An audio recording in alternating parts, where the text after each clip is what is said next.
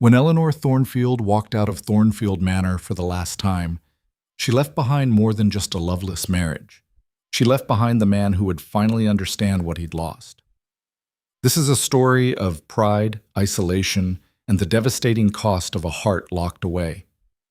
If you've ever felt invisible to someone you loved, or watched a relationship crumble under the weight of silence, stay with me until the end. You won't want to miss what happens when a powerful duke realizes too late that walls built to protect can also destroy. Drop a comment telling me what city you're watching from, and don't forget to hit that like button. Now, let's begin. The wind howled across the Yorkshire moors like a living thing, battering the ancient stones of Thornfield Manor with relentless fury. Inside the grand estate, the cold was of a different nature entirely, one that no fire could chase away, no matter how high the flames climbed in the hearth. Duke Aiden Thornfield stood at the window of his study, hands clasped behind his back, watching the storm roll across his lands. He was a man of imposing presence, tall, broad-shouldered, with features carved from the same unforgiving granite as the cliffs that bordered his property. At 32, he commanded respect and fear in equal measure throughout Yorkshire. His estates were vast, his wealth legendary, his business acumen unmatched. He was also utterly, completely alone. Not physically, of course. The manor employed dozens of servants who moved through its corridors like ghosts, anticipating his needs before he spoke them. And there was his wife. His wife. Lady Eleanor Ashworth? No. Eleanor Thornfield now, he reminded himself, though the name still felt foreign even after 5 years of marriage. She lived under the same roof, slept in the adjoining bedroom, took her meals at the opposite end of his dining table, and yet she might as well have been a stranger passing him on a London street for all the connection they shared. Aiden turned from the window, his expression betraying nothing of the thoughts churning beneath the surface. His study was a monument to masculine order, dark wood panels, leather-bound books arranged with military precision, not a single item out of place. It was a room that reflected its owner perfectly, controlled, cold, impenetrable. A soft knock at the door interrupted his contemplation. "Enter," he called, his voice carrying the clipped authority of a man accustomed to immediate obedience. Mrs. Holloway, the head housekeeper, appeared in the doorway. She was a woman in her 60s, gray-haired and stern-faced, who had served the Thornfield family since before Aiden was born. She was one of the few people who dared to look him directly in the eye. "Dinner will be served in 30 minutes, Your Grace," she announced. "Thank you, Mrs. Holloway." The housekeeper hesitated, an unusual occurrence that made Aiden's gaze sharpen. "Was there something else?" "Her Grace, she's arranged flowers in the dining room, white roses. She said they were your favorites." Aiden's jaw tightened almost imperceptibly. "I see. She's been in the kitchen as well, consulting with cook about the menu.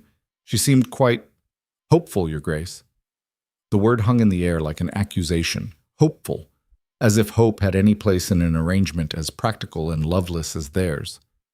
"That will be all, Mrs. Holloway." The housekeeper's lips pressed into a thin line, but she nodded and withdrew, closing the door with a soft click that somehow sounded like disappointment. Aiden returned to his desk, settling into the chair with the same rigid posture he maintained in all things. There were contracts to review, correspondence to answer, estate matters demanding his attention.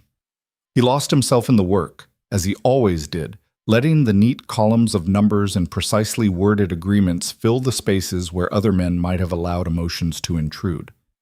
25 minutes later, he made his way to the dining room. The transformation was immediately apparent. Where usually the long mahogany table stood in austere simplicity, tonight it was adorned with crystal vases filled with white roses, dozens of them, their petals perfect and unmarred, filling the room with a delicate fragrance that seemed almost offensive in its beauty. Eleanor was already seated, her hands folded in her lap, her posture impeccable. She wore a gown of deep emerald silk that brought out the green in her hazel eyes. Her dark hair was arranged in an elegant style that must have taken her maid the better part of an hour. She looked, Aiden noted with detached observation, quite lovely. "Good evening, Aiden," she said softly as he took his seat at the head of the table. "Eleanor." He nodded, unfolding his napkin with mechanical precision. A silence settled over them, broken only by the footsteps of servants bringing in the first course. Aiden noticed that the meal was more elaborate than usual, dishes he had once mentioned enjoying years ago in casual conversation that he'd barely remembered until this moment. "I hope you had a productive day," Eleanor ventured, her voice carrying a note of carefully modulated pleasantness. "Quite productive, thank you. The weather has been dreadful. I worried you might catch a chill during your ride this morning." "I'm quite well." Another silence, this one more strained. Aiden could see Eleanor's fingers tightening around her fork, the only outward sign of whatever emotions churned beneath her composed exterior. "I thought," she began again, a slight tremor entering her voice, "that we might attend the Westbury Ball next month. Lady Catherine sent an invitation. She's an old friend from my school days, and I have commitments in London that week." "Oh." The single syllable carried the weight of crushed hopes. "Perhaps I could accompany you to London. We could—" "That won't be necessary. It's strictly business." Eleanor fell silent, her gaze dropping to her plate. Aiden continued eating with methodical efficiency, seemingly oblivious to the way his wife's hands had begun to shake slightly, the way her breath had become shallow and controlled. The meal continued in oppressive quiet. Course after course appeared and was consumed, each dish prepared to perfection, each one met with Aiden's polite but distant acknowledgement. When dessert arrived, an elaborate confection that Eleanor had clearly spent time planning with the kitchen staff, Aiden took a single bite before setting down his fork. "Please convey my compliments to Cook," he said, rising from his seat. "The meal was excellent. Now, if you'll excuse me, I have correspondence to attend to." "Aiden, wait." He paused, one hand on the back of his chair, his expression questioning but not unkind, not warm either, simply blank. Eleanor stood as well, her napkin slipping from her lap to the floor. Could we perhaps take tea together tomorrow afternoon? In the conservatory? I've had the gardeners prepare it specially, and I thought, I'm afraid tomorrow is quite full. Perhaps another time." "Of course." Her voice had gone hollow. "Another time." Aiden nodded and left the room, his footsteps echoing down the marble corridor. Behind him, he didn't see Eleanor sink back into her chair, didn't see the single tear that escaped down her cheek before she angrily brushed it away. He didn't see Mrs. Holloway appear from the shadows, her lined face creased with concern, or the way she gently squeezed Eleanor's shoulder before beginning to clear the untouched desserts from the table. He saw none of it because he had already retreated to his study, to his ledgers and contracts, and the safe, emotionless world of business transactions. The pattern had been established 5 years earlier, on their wedding day. Aiden could still remember standing at the altar of St. Mary's Cathedral, watching Eleanor walk down the aisle on her father's arm. She had been 20 then, young and radiant, her face partially obscured by layers of delicate lace veil. He had been 27, already hardened by years of responsibility and loss. The marriage had been arranged by their families, a union that made perfect sense on paper. The Ashworths needed financial salvation. Their estates were mortgaged to the hilt. Their investments had failed, and scandal loomed on the horizon. The Thornfields needed social rehabilitation. Aiden's father had been a brutal, cruel man whose reputation had tainted the family name, and a marriage to the beloved daughter of a well-respected earl would help restore their standing in society. It was a transaction. Nothing more, nothing less. Aiden had made that clear from the beginning. On their wedding night, after the festivities had concluded and they were finally alone in the ducal suite, he had laid out the terms of their arrangement with business-like precision. "I want you to understand the nature of this marriage, Eleanor," he had said, still wearing his wedding clothes, standing on the opposite side of the bedroom from where she sat on the edge of the massive four-poster bed. "This is a practical arrangement. I will provide for you generously. You will want for nothing material. You will have freedom to pursue your interests, to maintain your friendships, to live comfortably. In return, I expect you to fulfill your duties as Duchess, manage the household, attend necessary social functions, and eventually provide an heir." Eleanor had stared at him, her veil finally removed, her face pale in the candlelight. "And love?" she had whispered. "Affection? Companionship? Are not part of this arrangement." His voice had been firm but not cruel. simply factual. I am not capable of providing those things. It would be dishonest to pretend otherwise. I had thought your father explained this to you. He said you were a serious man, reserved, but I hoped. Then I apologize for any false hopes you may have harbored. It's better that we understand each other now, at the outset, than allow misunderstandings to fester. She had nodded slowly, her hands twisting in the silk of her wedding gown. I see. And if I cannot accept these terms? The marriage contracts are signed. Your father's debts are paid. There is no going back, Eleanor. We must both make the best of the situation we find ourselves in. He had left her then, retiring to his separate bedroom, an arrangement he'd insisted upon and that had raised eyebrows among the household staff, but which no one dared question. He had told himself he was being kind, sparing her the indignity of intimacy without affection. In truth, he was protecting himself, maintaining the walls he had built so carefully over the years. Those walls had been constructed brick by brick, beginning in his childhood. Aiden's mother had died when he was 8 years old, succumbing to a fever that no doctor could cure. He remembered her as a beacon of warmth in an otherwise cold household, a woman who had read to him, who had smoothed his hair and called him her darling boy, who had been the only source of gentleness in his young life. Her death had devastated him. He had wept openly at her funeral, had clung to her coffin, had begged her not to leave him. His father had beaten him for it that very evening. Thornfield men do not weep, the old duke had snarled, his riding crop leaving welts across Aiden's back. Emotions are weakness. Love makes you vulnerable. Your mother's love made her soft, made her weak, and it killed her. Do you hear me, boy? Love is a disease, and you will cut it out of yourself if you wish to survive in this world. The beatings had continued throughout his childhood whenever Aiden showed any sign of feeling, any display of emotion. By the time he was 12, he had learned to keep his face impassive no matter what he felt inside. By 15, he had learned not to feel at all. His father had died when Aiden was 24, thrown from a horse during a drunken rage. Aiden had stood at that funeral with the same blank expression he had perfected over the years, feeling nothing. The man who had brutalized him was gone, and Aiden felt nothing. That was when he knew the lesson had taken root completely. He was free. Free of feeling, free of the vulnerability that came with caring, free of the pain that love inevitably brought, and he had been determined to stay that way. Oshan. The years of marriage had passed in a blur of routine and careful distance. Eleanor had tried in those early days. She had tried with an earnestness that, had Aiden allowed himself to acknowledge it, might have been touching. She had learned his preferences, memorized his schedule, arranged his household to run with clockwork efficiency. She had planned dinners, organized social gatherings that would benefit his business interests, written correspondence that enhanced his reputation. She had been the perfect duchess in every practical way. But she had also tried to reach him emotionally, and those attempts had been met with polite but firm rebuffs. She had tried joining him for breakfast, hoping casual morning conversation might break through his reserve.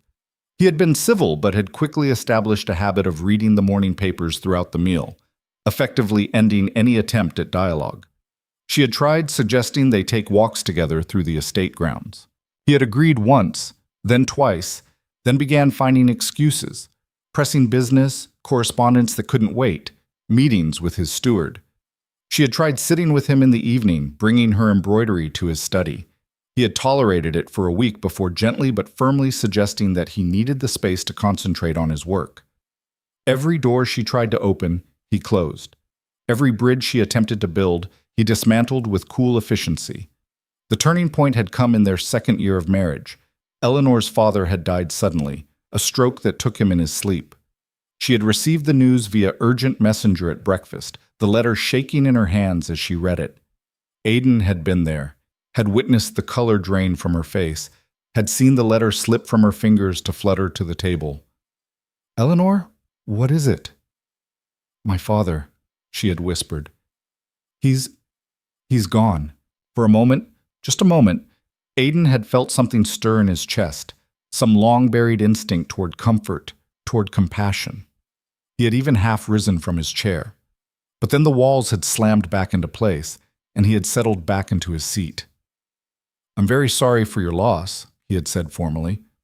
I'll arrange for the carriage to take you to your family home immediately. Take whatever time you need. Shall I accompany you to the funeral?" Eleanor had stared at him, tears streaming down her face, her expression one of such profound hurt and bewilderment that something in Aiden's chest had constricted painfully. "No," she had said finally, her voice barely audible. "No, I don't think that will be necessary. You have your business to attend to. I wouldn't want to inconvenience you." She had left within the hour. She was gone for 3 weeks, and during that time Aiden had told himself he was relieved to have the manor to himself, to not have to navigate the minefield of her hopeful glances and attempted conversations. But the manor had felt emptier somehow. The silence had been more oppressive, and when he sat down to dinner in the vast dining room alone, he had found himself discomfited by the solitude. When Eleanor had returned, she had been different. The brightness had gone out of her eyes. She was still perfectly civil, still managed the household with flawless efficiency, but something essential had changed. She stopped trying quite so hard to engage him in conversation. She stopped arranging special dinners. She stopped hoping. Aiden had told himself he was grateful for this development. It made things simpler, cleaner. But sometimes, late at night when sleep eluded him, he would lie awake in his bed and wonder about the woman in the room next door. Wonder if she was awake too. Wonder if she ever cried into her pillow. Then he would crush those thoughts ruthlessly and turn his mind to business matters until exhaustion finally claimed him. Years 3 and 4 of their marriage had been marked by an increasingly hollow routine. They saw each other primarily at dinner, occasionally at breakfast. They attended social functions together when absolutely necessary, presenting a unified front to society, the cool, composed Duke and his elegant, reserved Duchess. They played their roles perfectly, and no one outside the household suspected the vast chasm of loneliness that existed between them. But inside Thornfield Manor, the servants knew. They saw Eleanor's attempts to brighten the cold halls with flowers, only to have Aiden walk past them without comment. They watched her plan elaborate meals that went largely unacknowledged. They heard her playing the piano in the music room, beautiful melancholy melodies that echoed through empty corridors, and they noticed that the Duke never came to listen. Mrs. Holloway, in particular, watched it all with growing concern. "It's not right," she muttered to Mr. Harrison, the butler, one evening after Eleanor had retired early, claiming a headache. "That poor girl is wasting away in this mausoleum. She's trying so hard and he doesn't even see her." "It's not our place to comment on the master's marriage," Harrison replied, but his tone lacked conviction. "She deserves better. She deserves to be loved, to be seen, to be valued for more than just her ability to manage a household. Perhaps in time, time." Mrs. Holloway's voice rose sharply. "It's been 4 years, Harrison. 4 years of watching her hope drain away. 4 years of watching her become a ghost in her own home. How much more time does the man need?" Harrison had no answer for that. The household staff, in their own way, tried to show Eleanor kindness. Cook prepared her favorite dishes even when they weren't on the menu. The housemaids took extra care with her rooms, filling them with fresh flowers from the garden. The gardener created a special section of the conservatory just for her, filled with the exotic plants she loved. These small gestures of affection seemed to mean a great deal to Eleanor, who thanked each servant personally, who remembered their names and their families, who showed more genuine warmth to the staff than she received from her own husband. But even these kindnesses couldn't fill the void left by Aiden's indifference. Year 5 brought a subtle but significant shift. Eleanor's attempts at connection didn't stop entirely, but they changed in character. They became less frequent, more tentative, as if she was testing the waters one final time before giving up completely. She started spending more time in the conservatory, tending to her plants with a focus that bordered on obsessive. She took up painting, converting one of the unused morning rooms into a studio. She corresponded extensively with her sisters and old friends, her letters growing longer and more introspective. And slowly, almost imperceptibly, she began to pull away from Aiden in the same way he had always pulled away from her. She stopped arranging flowers in his study, stopped consulting with Cook about his favorite meals, stopped waiting up to ask about his day. The gestures of affection that he had ignored for so long simply ceased. Aiden told himself he was relieved. This was what he had wanted all along, a marriage of convenience without the complications of emotional entanglement. Eleanor had finally accepted the terms he had laid out on their wedding night, but something about her new distance unsettled him in ways he couldn't quite articulate. There was a morning, about 6 months into their 5th year of marriage, when he entered the breakfast room to find Eleanor already there, absorbed in a book. She glanced up when he entered, offered a small nod of acknowledgement, and immediately returned to her reading. No good morning, no inquiry about his plans for the day, no attempt at conversation whatsoever. Aiden sat down, accepted his coffee from the footman, and opened his newspaper. This was better, he told himself, more efficient, less complicated. But he found himself glancing over the top of his paper at Eleanor, studying her in a way he rarely allowed himself to do. She had changed since their wedding day. She was still beautiful, perhaps more so, as she had grown into herself over the years, but there was a hardness around her eyes now, a set to her jaw that spoke of resignation rather than hope. The softness that had drawn him, despite himself on their wedding day, had been replaced by something more guarded, more self-protective. She looked, he realized with a start, like him. The thought disturbed him more than he cared to admit. That evening, on impulse he couldn't quite explain, Aiden did something unprecedented. He arrived early for dinner. Eleanor was already in the dining room, arranging place settings with the focused attention she brought to all her tasks. She looked up in surprise when he entered. "You're early," she observed neutrally. "Yes, I thought—" He paused, uncertain. "I thought we might have an aperitif before the meal." Eleanor's eyebrows rose fractionally, the only indication of her surprise. "Of course. Shall I ring for Harrison?" "I'll pour," Aiden said, moving to the sideboard where crystal decanters gleamed in the candlelight. He poured 2 glasses of sherry, handed one to Eleanor, and took a seat, not at the head of the table, but in the chair adjacent to hers. Another unprecedented move. Eleanor accepted the glass, her fingers careful not to brush against his, and took a small sip. "Thank you." They sat in silence, the clock on the mantel ticking away the seconds. "How was your day?" Aiden asked finally, the words feeling foreign on his tongue. When was the last time he had asked her such a question? Eleanor looked at him with something that might have been wariness. "Productive. I finished the household accounts, wrote to my sister, worked in the conservatory." "Your orchids, are they thriving?" Now she looked openly suspicious. "Yes. The new specimens from the Botanical Society are doing particularly well." More silence. Aiden found himself at a loss. How did one make conversation with one's own wife when years of distance had created a chasm between them? "Eleanor, But whatever he had been about to say was interrupted by Harrison's arrival, announcing dinner was served. The moment, fragile as it was, shattered. They moved to their usual seats, Aiden at the head of the table, Eleanor far down its length, and the familiar, comfortable distance was reestablished. Aiden told himself it was for the best. Whatever impulse had driven him to attempt conversation had been foolish, a momentary weakness. Better to maintain the status quo. But he couldn't shake the image of Eleanor's face when he had asked about her orchids. The flash of surprise, the hint of hope quickly suppressed, the resignation that had settled back over her features like a veil. The final weeks before Eleanor's departure were marked by a strange, tense atmosphere that Aiden couldn't quite identify, but that seemed to permeate every corner of the manor. Eleanor moved through her days with mechanical efficiency. She fulfilled her duties flawlessly. The household ran smoothly, social obligations were met, correspondence was handled with her usual grace.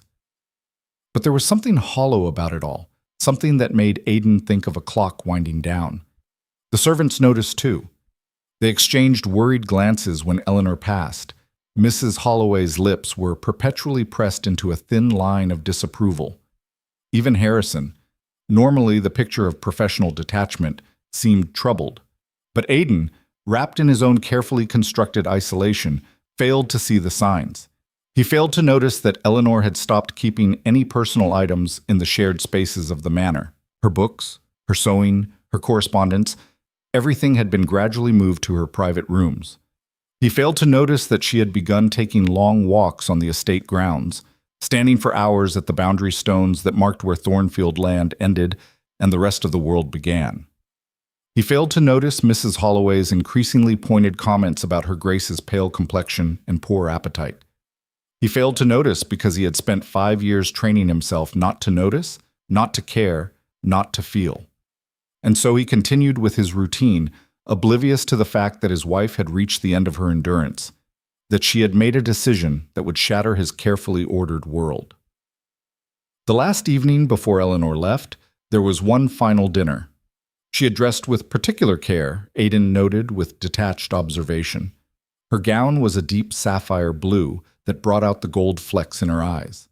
Her hair was arranged in an elaborate style. She wore the Thornfield sapphires, a wedding gift he had given her on their marriage that she rarely wore.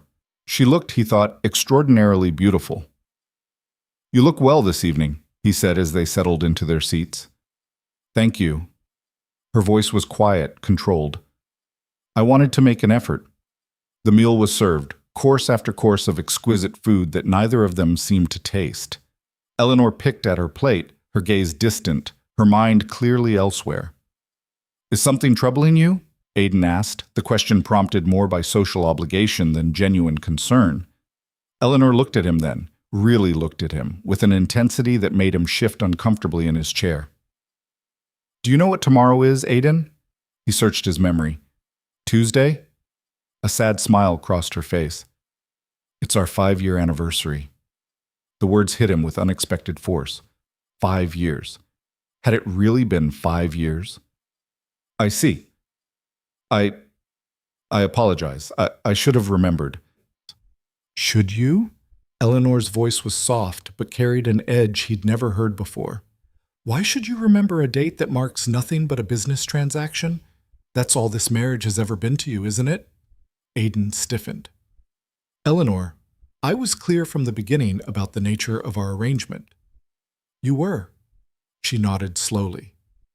"You were absolutely clear, and I accepted those terms, but I think—" Her voice wavered slightly. "I think I've finally realized that I can't live with them anymore." Something cold settled in Aiden's chest. "What are you saying?" "I'm saying that I deserve more than this. More than existing in the shadow of your indifference. More than being invisible in my own home."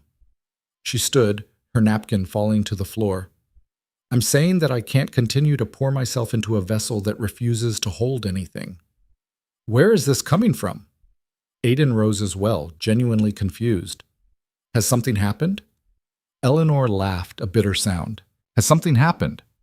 "Aiden, nothing has happened. That's precisely the problem. 5 years, and nothing has happened between us.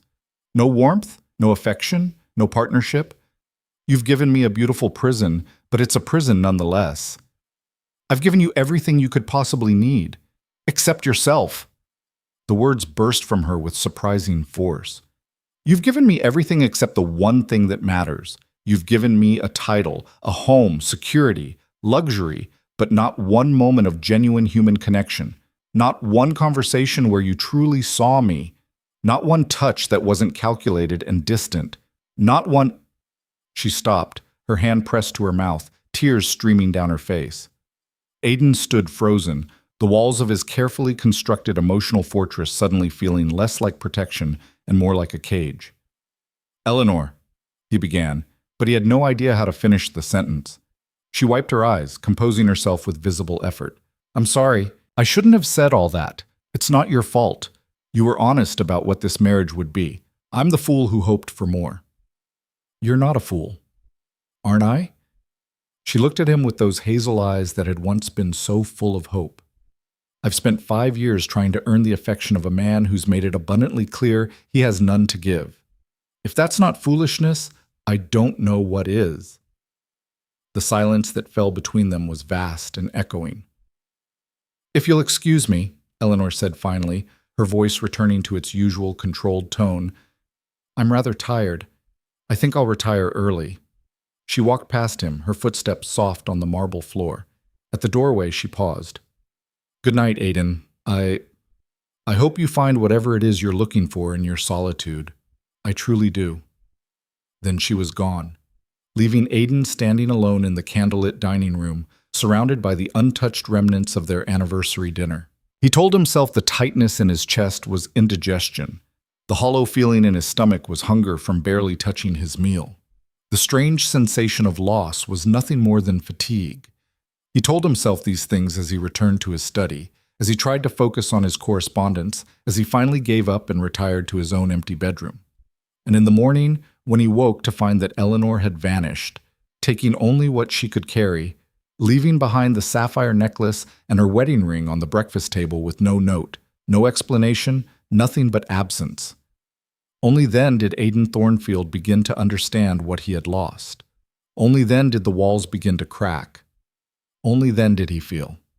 And the feeling was agony. The morning sun had barely crested the horizon when Mrs. Holloway discovered the empty rooms. She had knocked 3 times on Eleanor's door, as was her custom, carrying a tray of morning tea and toast. When no answer came, she had let herself in, expecting to find her Grace still asleep. What she found instead stopped her cold in the doorway. The bed was made with military precision, its coverlet smooth and undisturbed. The wardrobe doors stood open, revealing empty spaces where gowns had once hung. The dressing table had been cleared of its usual clutter of perfume bottles and jewelry boxes. Even the books that had been stacked on the nightstand were gone. The room looked as though no one had ever lived there at all. Mrs. Holloway's hands trembled as she set down the tea tray and moved through the adjoining rooms. Eleanor's sitting room, her private study, her bath, all had been similarly stripped of personal belongings. Only the furniture remained, ghostly and abandoned in the gray morning light. "Harrison!" Mrs. Holloway's voice rang through the corridor with uncharacteristic panic. "Harrison, fetch his Grace immediately." Aiden had been awake for hours, though he hadn't risen from his bed. He had spent the night in a state between waking and sleeping, haunted by Eleanor's words from dinner. When Harrison appeared at his door, face pale and drawn, Aiden knew before the butler spoke that something had gone terribly wrong. "Your Grace, I'm afraid, that is, Mrs. Holloway has discovered, her Grace appears to have—" "Spit it out, man." "She's gone, Your Grace. The Duchess has left the manor." The words should have shocked him. But Aiden realized with a hollow certainty that some part of him had known, had felt her absence in the very air of the house. He rose, pulled on his dressing gown, and followed Harrison to Eleanor's rooms. Mrs. Holloway stood in the middle of the empty bedroom, her face flushed with anger and distress. "She's taken almost nothing," the housekeeper said without preamble. "Just her personal items, some clothing. Everything else, all the gowns you purchased for her, the jewelry, Where is she?" Aiden's voice was flat, emotionless, though his hands had formed fists at his sides. "I don't know, Your Grace, but there's this." Mrs. Holloway held out a small velvet box. Inside it lay the Thornfield sapphires and Eleanor's wedding ring. Aiden took the box, staring at the gleaming jewels with an expression that might have been carved from stone. "Has anyone questioned the staff? Someone must have seen her leave." "I've already made inquiries," Harrison said quietly. "Young Thomas, the stable boy, says he saw her Grace walking toward the village before dawn. She was carrying a single valise. He thought she was going for an early morning walk and didn't think to question her." "The village." Aiden's mind raced through possibilities. The coaching inn. She would have taken the morning coach. He glanced at the clock on the mantel. "What time does it depart?" 6 o'clock, Your Grace. It's—" Harrison consulted his pocket watch. "7:30 now." Gone. She was gone. Aiden turned to leave, but Mrs. Holloway's voice stopped him. "Forgive me for speaking plainly, Your Grace, but this is your doing." The room fell into shocked silence. Even Harrison looked appalled at the housekeeper's audacity. Aiden turned slowly to face her. "You forget yourself, Mrs. Holloway." "Perhaps I do, but someone needs to say it." The elderly woman drew herself up to her full height, which still left her a foot shorter than the Duke. "I've served this family for 40 years. I watched your father's cruelty poison this house. I watched him beat the humanity out of you, and I held my tongue because it wasn't my place to speak. But I'll not hold my tongue now." "Mrs. Holloway," Harrison began, but she waved him off. "That girl came here with hope in her heart and kindness in her soul. She tried for 5 years to be a wife to you, and you treated her like a piece of furniture, useful, but not worthy of notice or care. She deserved better than what you gave her." "I gave her everything," Aiden said, his voice dangerously low. You gave her everything but yourself. Mrs. Holloway's voice cracked with emotion. Everything but warmth, affection, companionship. The very things a marriage is supposed to provide. You gave her a golden cage and wondered why she wasn't grateful for it. The words struck too close to what Eleanor herself had said the night before. Aiden felt something twist painfully in his chest. You have no right to speak to me this way. I have every right. I've earned it through decades of service and loyalty. And if you dismiss me for it, so be it, but I'll say my piece first. Mrs. Holloway's eyes blazed with righteous fury. Lady Eleanor was the best thing that ever happened to this cursed house. She brought light and life to these halls. She was kind to every servant, remembered every birthday, cared about our families and our troubles. She made Thornfield Manor feel like a home instead of a mausoleum. Enough. She loved you, you stubborn fool. Despite your coldness, despite your indifference, despite every wall you put between you, she loved you, and you were too afraid to love her back.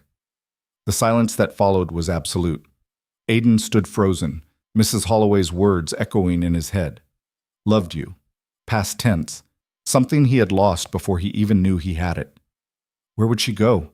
He asked finally, his voice barely above a whisper. Mrs. Holloway's expression softened slightly. To her family, I'd imagine. To Ashworth Hall. Where else would a woman go when her husband's house has become unbearable? Aiden nodded slowly. Ashworth Hall. Eleanor's childhood home, now belonging to her elder brother since their father's death. It was a day's journey by coach, maybe less if the roads were good.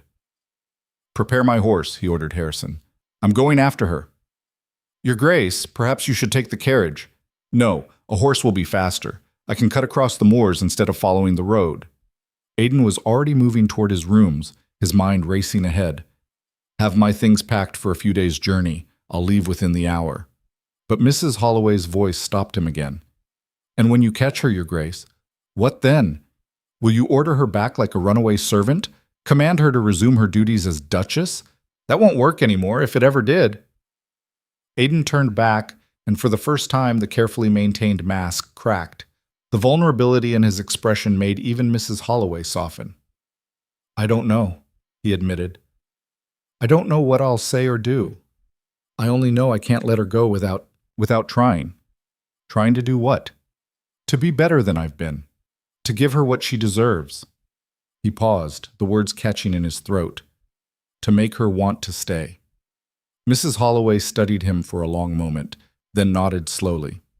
Then you'd better hurry, Your Grace. She's had a significant head start.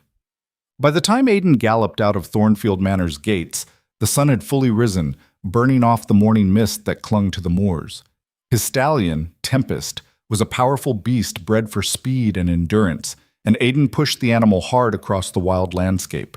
The moors stretched endlessly around him, a harsh, unforgiving terrain of heather and rock, treacherous bog and hidden ravines. It was a landscape that matched his mood perfectly, beautiful in its bleakness, dangerous to the unwary, capable of swallowing a man whole if he lost his way. As he rode, Aiden's mind churned with thoughts he had suppressed for years. He thought about his wedding day, about Eleanor's hopeful smile as she took his hand at the altar. He thought about the first dinner she had arranged with white roses, and how he had walked past them without comment. He thought about the time she had tried to join him for breakfast, only to be met with silence and the rustle of his newspaper. He thought about her father's funeral, and the look in her eyes when he had offered formal condolences instead of comfort. He thought about 1,000 small moments when she had reached out and he had stepped back, when she had offered connection and he had chosen isolation. And he thought about last night, about the pain in her voice when she said she couldn't live with his indifference anymore. The problem was, Aiden didn't know how to be different. He had spent so many years building his emotional fortress, so many years training himself not to feel, that he wasn't sure he still knew how. The mechanisms of affection, the gestures of love, they were foreign territory to him, a language he had deliberately forgotten. But he had to try. He had to find a way to reach her, to make her understand that he what? Loved her? Did he love her? Could someone as emotionally barren as he had become even be capable of love? The questions plagued him as Tempest carried him across the moors. He reached the coaching road by mid-morning and pushed onward, following the route that would lead to Ashworth Hall. The landscape gradually changed from wild moorland to more cultivated countryside, dotted with farms and villages. At a crossroads, he encountered a farmer driving a wagon laden with hay. "Ho there!" Aiden called out, reining in Tempest. "Did a coach pass this way this morning?" The farmer, a grizzled man with sun-weathered skin, looked him up and down with the wariness country folk reserved for aristocrats. "Aye. The morning coach from Thornfield passed through about 2 hours ago." 2 hours. She was still well ahead of him. "Did you notice the passengers?" The farmer scratched his chin. "Can't say as I paid much attention. Though there was a lady, young, dark-haired, looked like quality.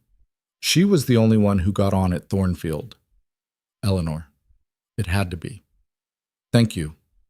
Aiden tossed the man a coin and urged Tempest onward.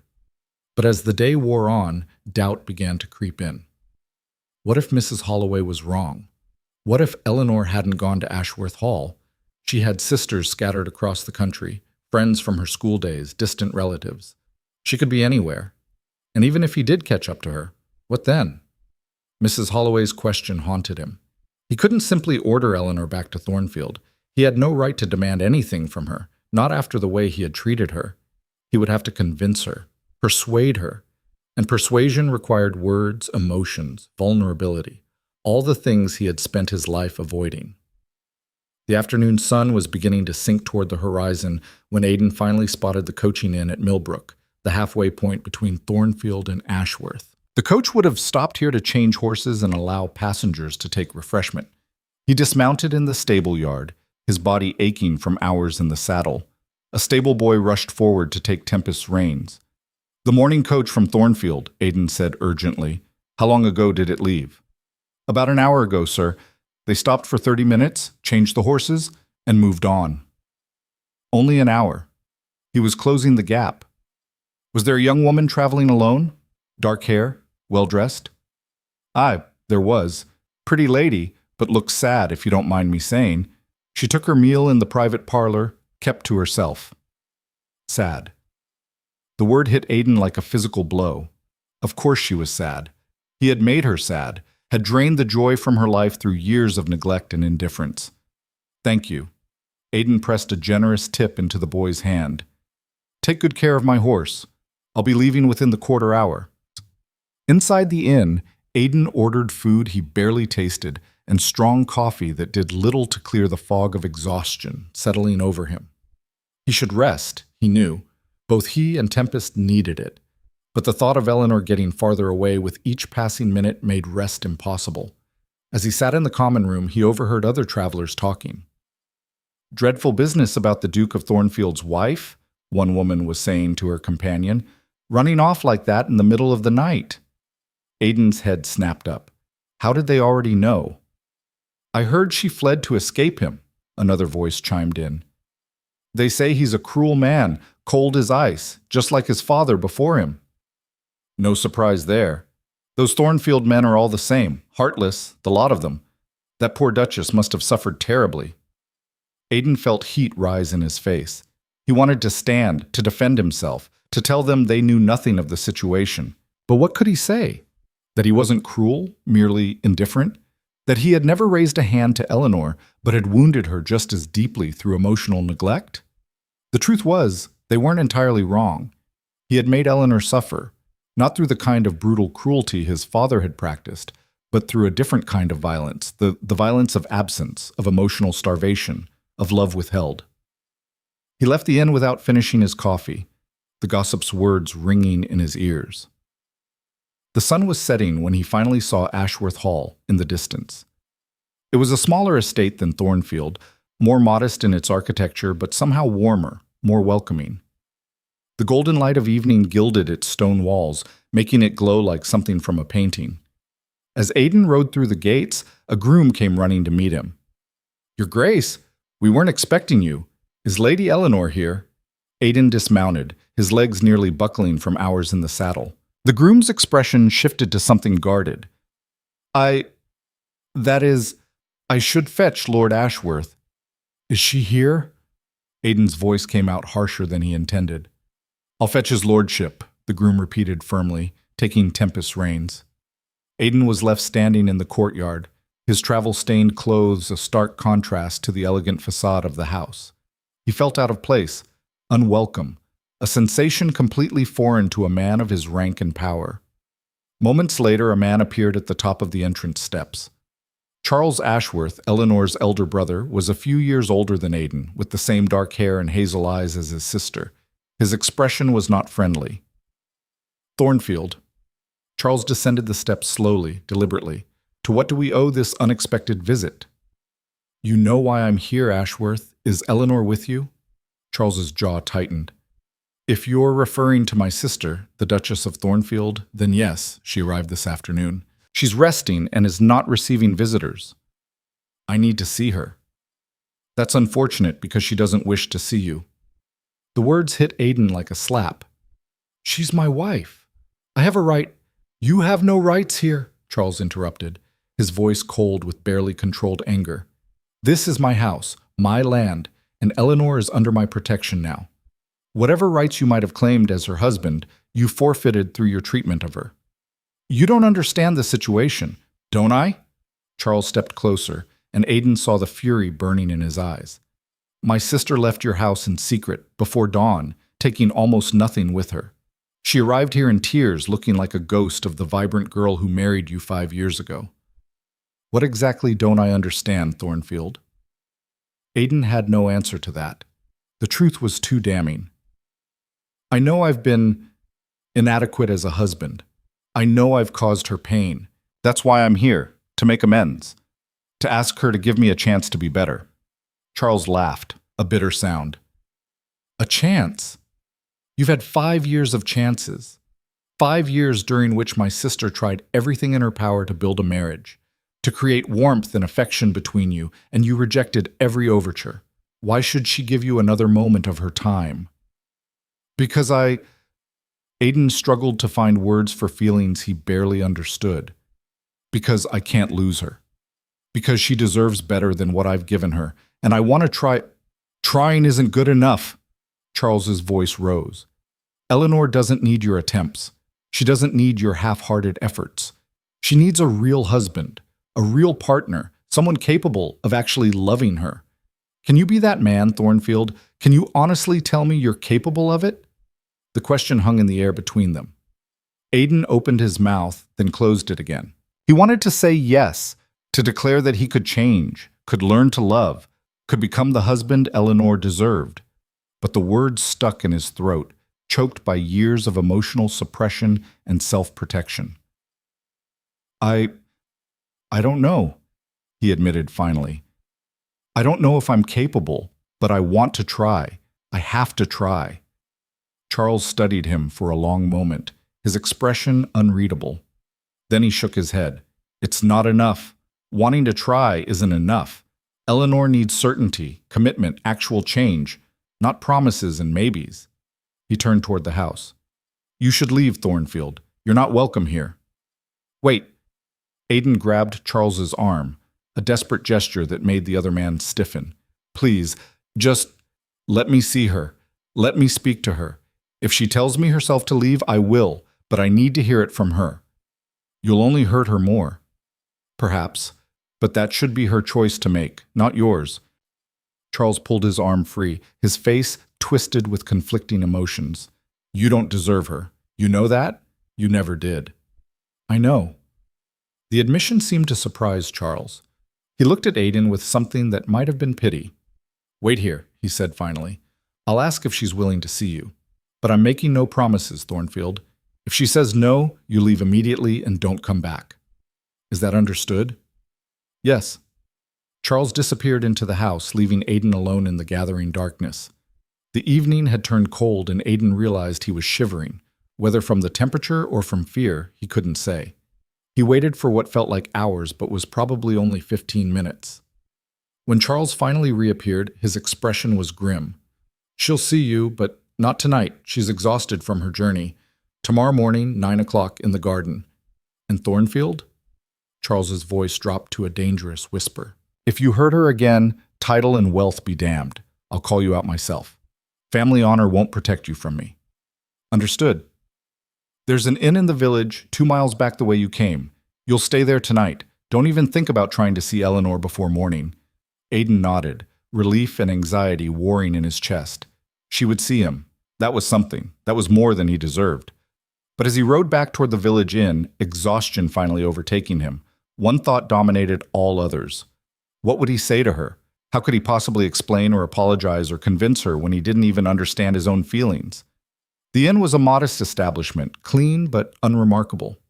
The innkeeper, recognizing Aiden's quality, if not his specific identity, gave him the best room available, a small chamber with a narrow bed and a single window overlooking the village square. Aiden lay awake long into the night, staring at the ceiling, rehearsing and discarding a dozen different speeches. Everything he thought to say sounded hollow, inadequate, false. "Eleanor, I'm sorry." No, too simple, too dismissive of the depth of harm he'd caused. "Eleanor, I want to change." But did he? Could he? "Eleanor, I think I might love you." Might? What kind of declaration was that? The truth was, Aiden had no idea what love felt like. He had loved his mother once, when he was a child, before his father had beaten that capacity out of him. But that had been a different kind of love, the simple, uncomplicated affection of a boy for his parent. What did romantic love feel like? How would he even recognize it? He thought about Eleanor's smile on their wedding day, about the way she looked when she played the piano, lost in the music, about her kindness to the servants, her patience, her persistent hope in the face of his coldness. He thought about the hollow feeling in his chest when he'd found her rooms empty, the panic that had driven him to ride all day to reach her, the fear that she might tell him to leave and never come back. Was that love? Or was it simply fear of loss, wounded pride, the dismay of having his comfortable routine disrupted? He didn't know. And that uncertainty terrified him more than any business negotiation, any social challenge, any physical danger ever had. As the church bells tolled midnight, Aiden finally drifted into an uneasy sleep, knowing that tomorrow would determine everything. Tomorrow he would face Eleanor, and the walls he had built so carefully over the years would either come down or they would cost him the only person who had ever truly tried to reach the man behind them. The morning sun found Aiden already awake, dressed in fresh clothes he'd had sent from the manor overnight. He stood at the window of his room, watching the village come to life below, merchants opening their shops, farmers driving cattle to market, children running through the square. Ordinary people living ordinary lives, connected to one another in ways he had never allowed himself to be. At precisely 9 o'clock, he arrived at Ashworth Hall. Charles met him at the door, his expression no warmer than it had been the previous evening. "The garden is through the conservatory," Charles said tersely. "She's waiting for you there. You have 30 minutes, Thornfield. Use them wisely." Aiden nodded and followed the butler through the house. Ashworth Hall was everything Thornfield Manor was not. Lived in, comfortable, filled with personal touches that spoke of family and warmth. Portraits lined the walls showing generations of Ashworths laughing, embracing, actually touching one another. The contrast to his own ancestral home, with its formal paintings of stern-faced dukes standing in isolated splendor, was striking. The conservatory opened onto a garden that was clearly Eleanor's work. Even in early autumn, it bloomed with late-season roses, chrysanthemums, and carefully tended herbs. Stone pathways wound through beds of flowers, leading to a small fountain at the center where water trickled musically over moss-covered stones. Eleanor sat on a bench near the fountain, her back to him. She wore a simple day dress of pale gray, her dark hair loose around her shoulders instead of styled in the elaborate arrangements she'd worn at Thornfield. She looked younger this way, more like the girl he'd married 5 years ago. She didn't turn as he approached, though she must have heard his footsteps on the gravel path. "Eleanor," he said quietly. "Aiden." Her voice was steady, controlled. "I'm surprised you came all this way. Did you truly think I wouldn't?" Now she did turn to face him, and the composure in her expression was more devastating than tears would have been. "Honestly, yes. I thought you'd be relieved to have me gone. One less complication in your perfectly ordered life." The words stung because they were so close to what he might have thought just a week ago. But everything had shifted, and he found himself floundering in unfamiliar emotional territory. "I wasn't relieved," he said, moving closer but stopping several feet away, maintaining the distance that had always defined them. I was, I felt, what did you feel, Aiden? Eleanor stood, and he saw the steel in her spine, the strength she'd developed through years of enduring his indifference. Because in 5 years of marriage, I can count on one hand the number of times you acknowledged feeling anything at all. I felt lost, he admitted, the words tasting strange and vulnerable on his tongue. When I found your rooms empty, when I realized you'd gone, I felt like the ground had disappeared beneath my feet.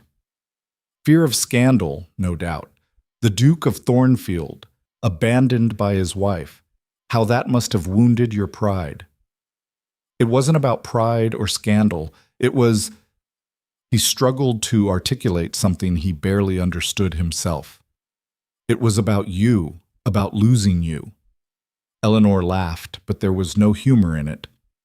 You can't lose something you never valued in the first place, Aiden. You can misplace it, perhaps. Notice its absence when it's no longer convenient to have it nearby. But loss? True loss requires that you cared to begin with. I did care. I do care. Then you have a peculiar way of showing it.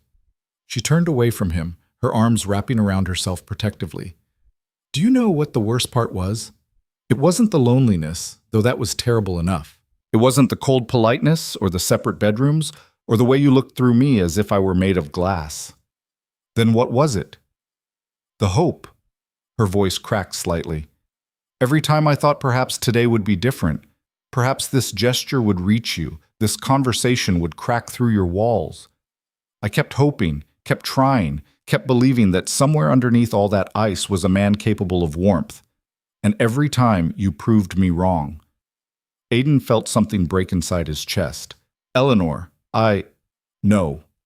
She held up a hand, silencing him. You don't get to speak yet. I've spent 5 years listening to your silence, absorbing your indifference. Now you'll listen to me. He nodded, unable to trust his voice. I came to Thornfield Manor as a bride, full of romantic notions about building a life with you. I knew the marriage was arranged, knew it was strategic, but I thought we could make something real out of it. I thought if I was patient enough, kind enough, devoted enough, you would eventually let me in. She turned back to face him, and the pain in her eyes was almost unbearable to witness. But you didn't want to be reached. You built your fortress and you defended it against every attempt at connection. And I, fool that I am, I kept trying anyway. Until I couldn't anymore. Until I realized that I was dying inside, slowly, piece by piece, in a marriage that was killing everything soft and hopeful in me. I never wanted to hurt you, Aiden said, his voice hoarse. But you did. Every day. With every cold word, every turn back, every moment you chose duty over connection. You hurt me, Aiden, deeply and thoroughly. And now you've come here, for what?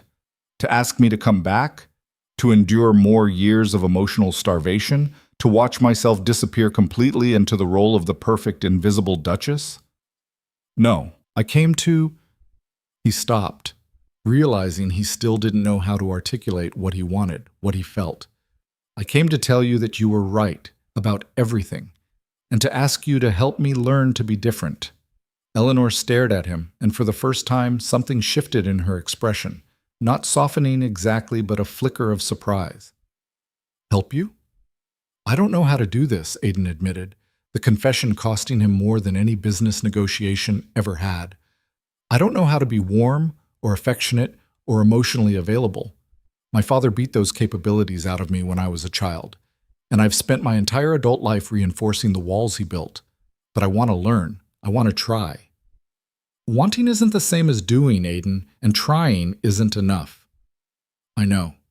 That's why I need you to tell me what you need, what you've always needed. I'll do it, Eleanor, whatever it takes. She studied him for a long moment, her hazel eyes searching his face for signs of deception or manipulation. What she saw there must have surprised her because her rigid posture softened slightly. You really don't know, do you? She said softly. You genuinely have no idea what a marriage is supposed to look like, what love actually means. No, he admitted. I don't. Eleanor sank back onto the bench, suddenly looking exhausted. I'm not sure I can teach you that, Aiden. I'm not sure anyone can. Those are things you have to want for yourself, have to choose every day. And her voice wavered. I don't have the strength to keep hoping only to be disappointed again. Aiden moved closer, finally closing the distance between them. He knelt on the gravel path in front of her, uncaring how the stones bit into his knees or how undignified the position was for a man of his rank. Eleanor's eyes widened in shock. Then don't hope, he said urgently. Don't believe in me, don't trust that I can change. But give me a chance to prove it anyway. Give me 30 days, 1 month, to show you through actions instead of words that I can be the husband you deserve. Aiden, get up. People might see. Let them see. Let the whole world see the Duke of Thornfield on his knees, begging his wife for a second chance he doesn't deserve. His hands clenched at his sides, resisting the urge to reach for her. You said wanting isn't enough. The trying isn't enough. You're right. But what if I could show you real change, actual effort, sustained over time? Would that be enough? Eleanor's eyes glistened with unshed tears. I don't know. I don't know if anything could be enough after 5 years of nothing. Then let me find out. Please, Eleanor. 1 month. Before she could answer, Charles's voice cut through the garden. I think that's quite enough, Thornfield. Aiden rose to find Eleanor's brother striding toward them, his face dark with anger. Behind him walked an older man Aiden didn't recognize. Heavy-set, well-dressed, with the bearing of someone accustomed to authority. Your time is up, Charles said. And you have another visitor who's been waiting to speak with you. The stranger stepped forward, his expression grim. Duke Thornfield. I'm Magistrate Pemberton. I'm afraid I need to have a word with you regarding some serious allegations. Aiden's blood ran cold. Allegations? Concerning your treatment of your wife. Pemberton pulled a document from his coat. Lord Ashworth has filed a formal complaint claiming emotional cruelty and abandonment of marital duties. Several members of your household staff have provided testimony supporting these claims. What? Aiden looked at Charles in shock. You're taking this to court? I'm protecting my sister, Charles said coldly. You've had 5 years to be a proper husband. You failed. Now Eleanor will have legal recourse to separate from you permanently and reclaim her independence. Eleanor stood abruptly. Charles, we discussed this. I said, You said you didn't want to see him anymore, Charles interrupted. That you wanted to be free of the marriage. I'm simply making that possible through legal means. By dragging our private affairs into public court? Eleanor's voice rose. By making me the subject of gossip and scandal? I never agreed to that. It's the only way, Charles insisted. Thornfield won't let you go willingly.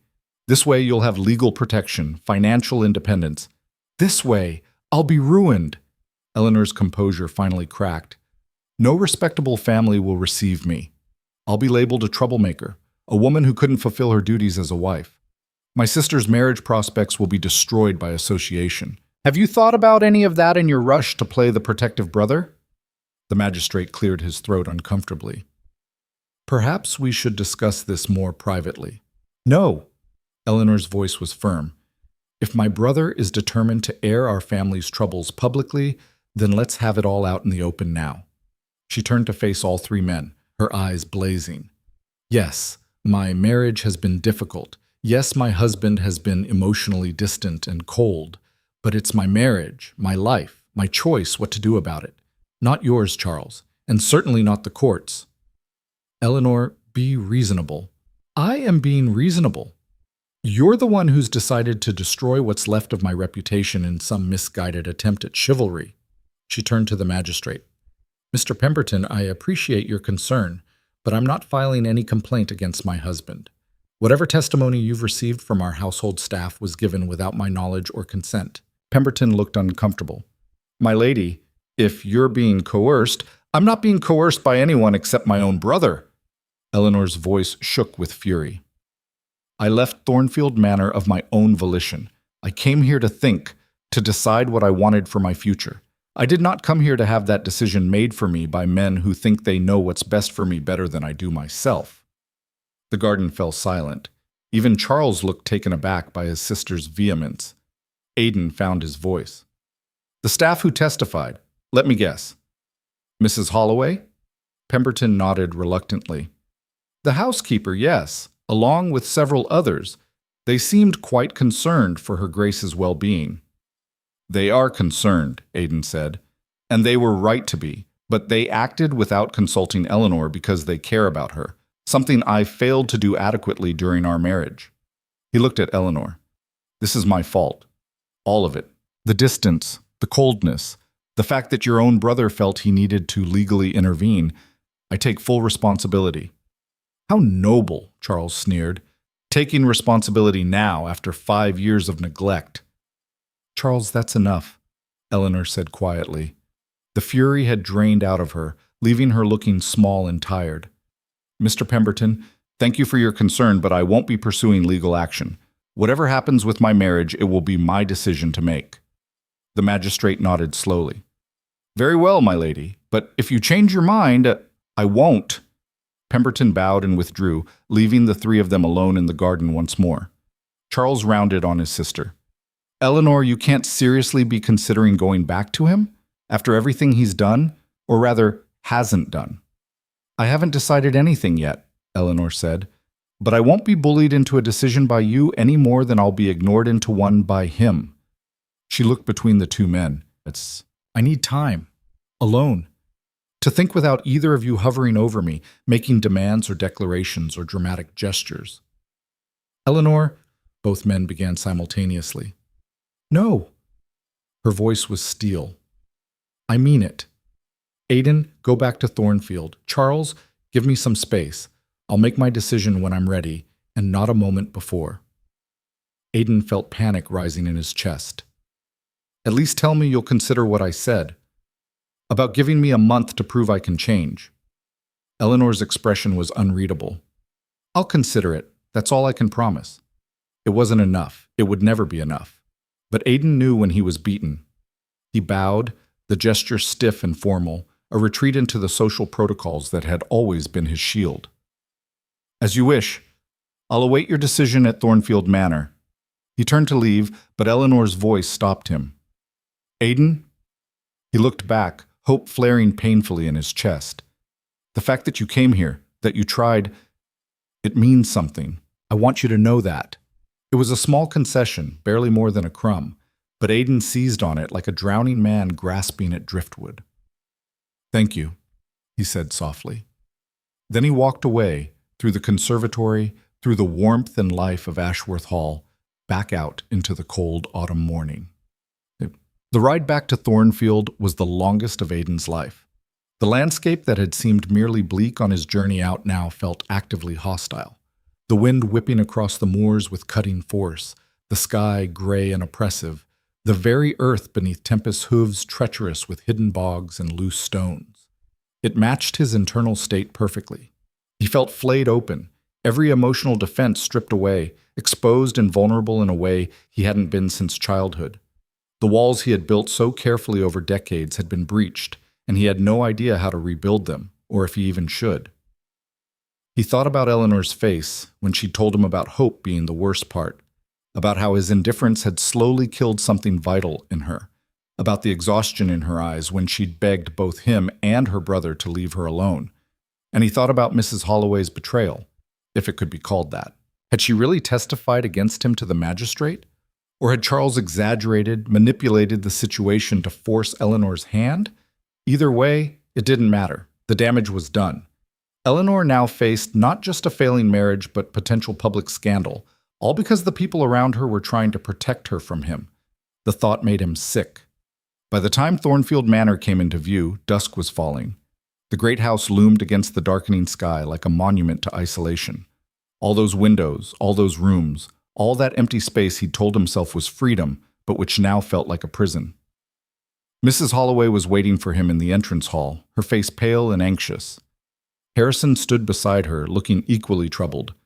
Your Grace, the housekeeper began, we heard about, that is, there's been talk in the village. Did you testify against me to Magistrate Pemberton? Aiden's voice was flat, emotionless, a return to the mask he knew how to wear. Mrs. Holloway lifted her chin.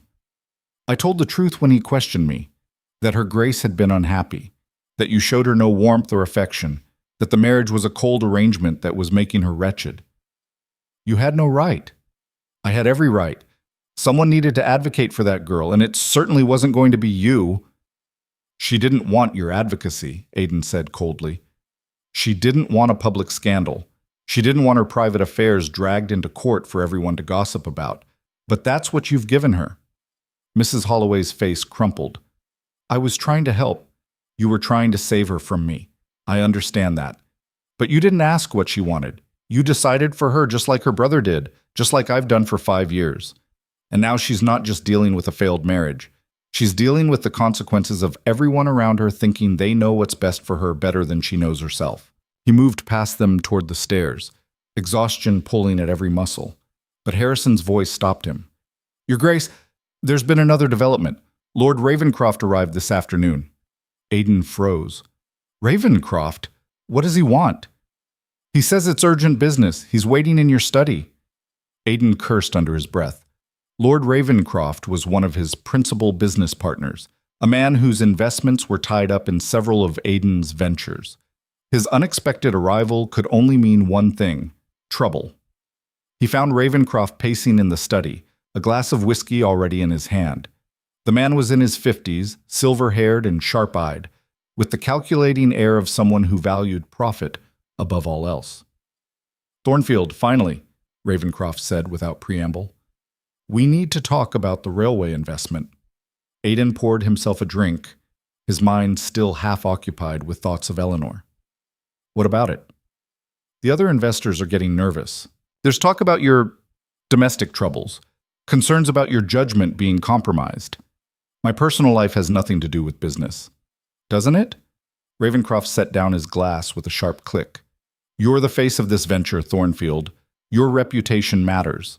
And right now there are rumors flying everywhere that your wife fled in the middle of the night, that you're facing legal action, that your own household staff are testifying against you. Those are exaggerations and distortions. Are they? Because Magistrate Pemberton is telling a very different story, and the investors are wondering if a man who can't manage his own marriage can be trusted to manage their money. Aiden felt fury rising. You're threatening to pull out of the railway deal? I'm saying the consortium is reconsidering, unless you can provide assurance that this scandal will be contained, that your domestic situation won't affect the project. Get out, Ravencroft blinked. What? Get out of my house. Aiden's voice was deadly quiet. If you and your consortium of vultures want to abandon a profitable venture over gossip and rumor, then by all means withdraw your investments. I'll find other partners. You can't afford to lose this deal, Thornfield. You've sunk too much of your own capital into it. I said, get out! The roar echoed through the study. Ravencroft stepped back, his face flushing with anger and surprise. You're making a mistake, he said coldly. A very expensive mistake. Perhaps, but it's my mistake to make. After Ravencroft stormed out, Aiden stood alone in his study, staring at the ledgers and contracts that had once been his whole world. Numbers and agreements, profits and investments, they had seemed so important, so real. But now they felt hollow, meaningless. He had built an empire of wealth and power, but he had built it alone. And what good was any of it without someone to share it with? Without warmth, connection, love? The word still felt foreign to him. Love. He wasn't even sure he understood what it meant, but he thought about Eleanor's smile, about the hope in her eyes on their wedding day, about the flowers she'd arranged, the meals she'd planned, the 1,000 small gestures she'd made to try to reach him, about the way his chest had constricted when he'd found her rooms empty, about the panic that had driven him across the moors to find her, about the devastation he'd felt when she'd looked at him with exhausted resignation instead of hope. Was that love? This terrible aching need? This sense that without her everything else was just empty noise? He didn't know, but he knew he had to find out. 3 days passed with no word from Eleanor. Aiden tried to occupy himself with business, but found he couldn't concentrate. The contracts blurred before his eyes. The numbers refused to add up correctly. His correspondence went unanswered. The household staff moved around him like ghosts, their usual efficiency subdued by the oppressive atmosphere. Mrs. Holloway avoided him entirely, though he could feel her watching him with guilty, worried eyes. On the 4th day, a letter arrived. Aiden recognized Eleanor's handwriting immediately. Elegant, precise, distinctly hers. His hands shook as he broke the seal. Aiden, it began, formal and distant. I have spent these past days in contemplation, trying to understand what I truly want and what I'm capable of enduring. The truth is complicated and painful. I cannot return to Thornfield Manor as things were. I cannot go back to being the invisible duchess, the ornamental wife, the woman who exists solely to manage your household and maintain appearances. That life was killing me, slowly but surely, and I won't condemn myself to it again. However, I also recognize that I may have given up too easily, that I let my hurt and disappointment convince me there was no hope, when perhaps there was still a chance, however small, that things could change. So I am proposing something unconventional. I will return to Yorkshire, but not to Thornfield Manor. I will take residence at Meadowbrook Cottage, the small property that was part of my dowry. For the next month, you may call upon me there if you wish. We will have conversations. Real conversations, Aiden, not the polite nothings we've exchanged for 5 years. We will spend time together as two people getting to know one another, rather than as Duke and Duchess performing our roles. If, at the end of that month, I believe genuine change is possible, if I see evidence that you're capable of the emotional connection a marriage requires, then we can discuss the possibility of reconciliation. But if I find that nothing has truly changed, that this is merely another performance to restore your reputation or maintain appearances, then I will file for legal separation regardless of the scandal it causes.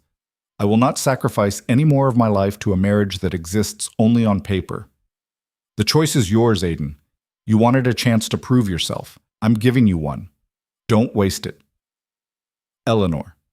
Aiden read the letter 3 times, his heart pounding. It wasn't forgiveness. It wasn't even hope, really. But it was a chance, an opportunity.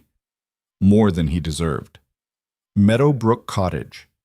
He knew the place, a charming property about 5 miles from Thornfield Manor, surrounded by gardens and woodlands. Eleanor had mentioned it once or twice in their early marriage, saying it had belonged to her mother, that she had fond memories of visiting it as a child. A month of conversations, of genuine connection, of proving he could be different. He had no idea how to do any of that, but he would learn. He had to. He called for Harrison. Have my horse prepared. I need to ride out to Meadowbrook Cottage. Your Grace, perhaps you should wait. Give her Grace time to settle in. No. Aiden's voice was firm. She's given me 1 month. I won't waste a single day of it. The ride to Meadowbrook took less than an hour. The cottage came into view through the trees, a picture of rustic charm with its stone walls covered in climbing roses, its thatched roof, its windows gleaming in the afternoon sunlight. Eleanor was in the garden, tending to an overgrown bed of herbs. She looked up when she heard his approach, her expression carefully neutral.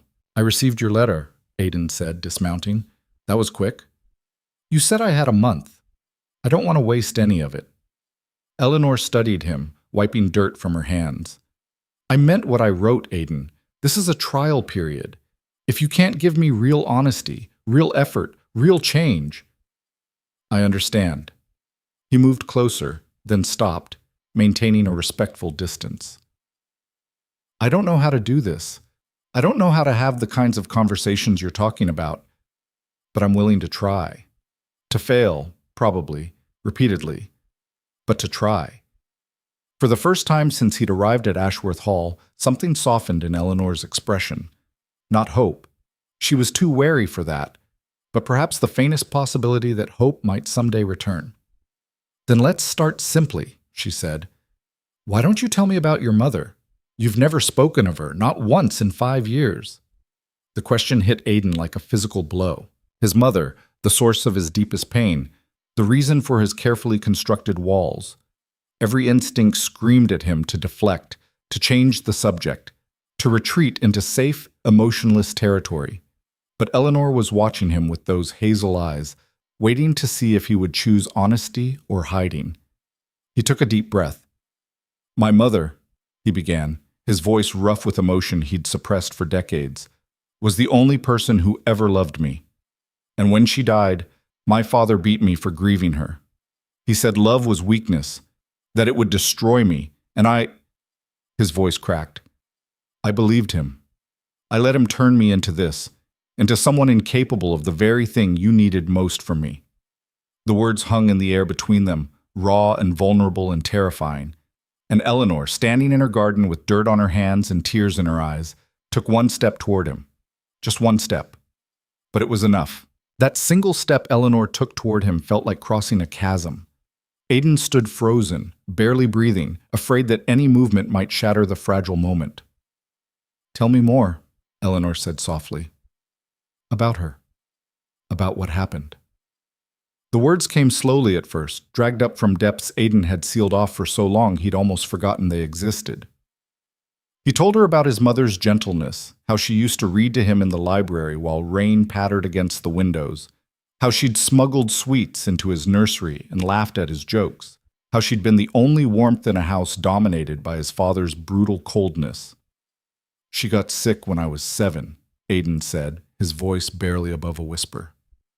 A fever that wouldn't break. The doctors came and went, shaking their heads. My father wouldn't even sit with her, said illness was a sign of weak constitution, that she'd brought it on herself through softness. Eleanor's hand moved to her mouth, her eyes glistening. I sat with her instead. For 3 weeks I barely left her room. I was just a child, but I read to her the way she'd read to me. Held her hand when she shook with chills. And when she died, his voice broke completely. When she died, I screamed, I cried. I threw myself on her body and begged her not to leave me. Oh, Aiden.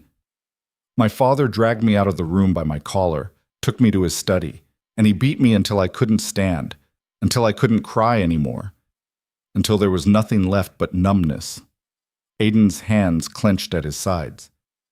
He said emotions were poison, that my mother's loving nature had made her weak, made her vulnerable to disease, that if I wanted to survive in this world, I had to cut out every soft feeling, every gentle impulse. Love was death, he said. Love was weakness. Love would destroy me. The silence that followed was broken only by the sound of birds in the garden and Eleanor's quiet breathing. So I learned to feel nothing, Aiden continued. I learned to be cold, efficient, practical. By the time I was 15, I could watch servants being dismissed for minor infractions without flinching. I could make business decisions that ruined competitors without a moment's hesitation. I became exactly what my father wanted, a perfect machine of a man, incapable of emotional vulnerability. And when you married me? Eleanor asked, her voice thick with tears. I thought I was protecting you, protecting both of us. If I never loved you, if I never let myself feel anything for you, then I couldn't be hurt when you inevitably left or died or disappointed me. I thought distance was kindness. I thought coldness was safety. But it wasn't. No, it was cruelty. A different kind than my father's, perhaps, but cruelty nonetheless. Aiden finally met her eyes.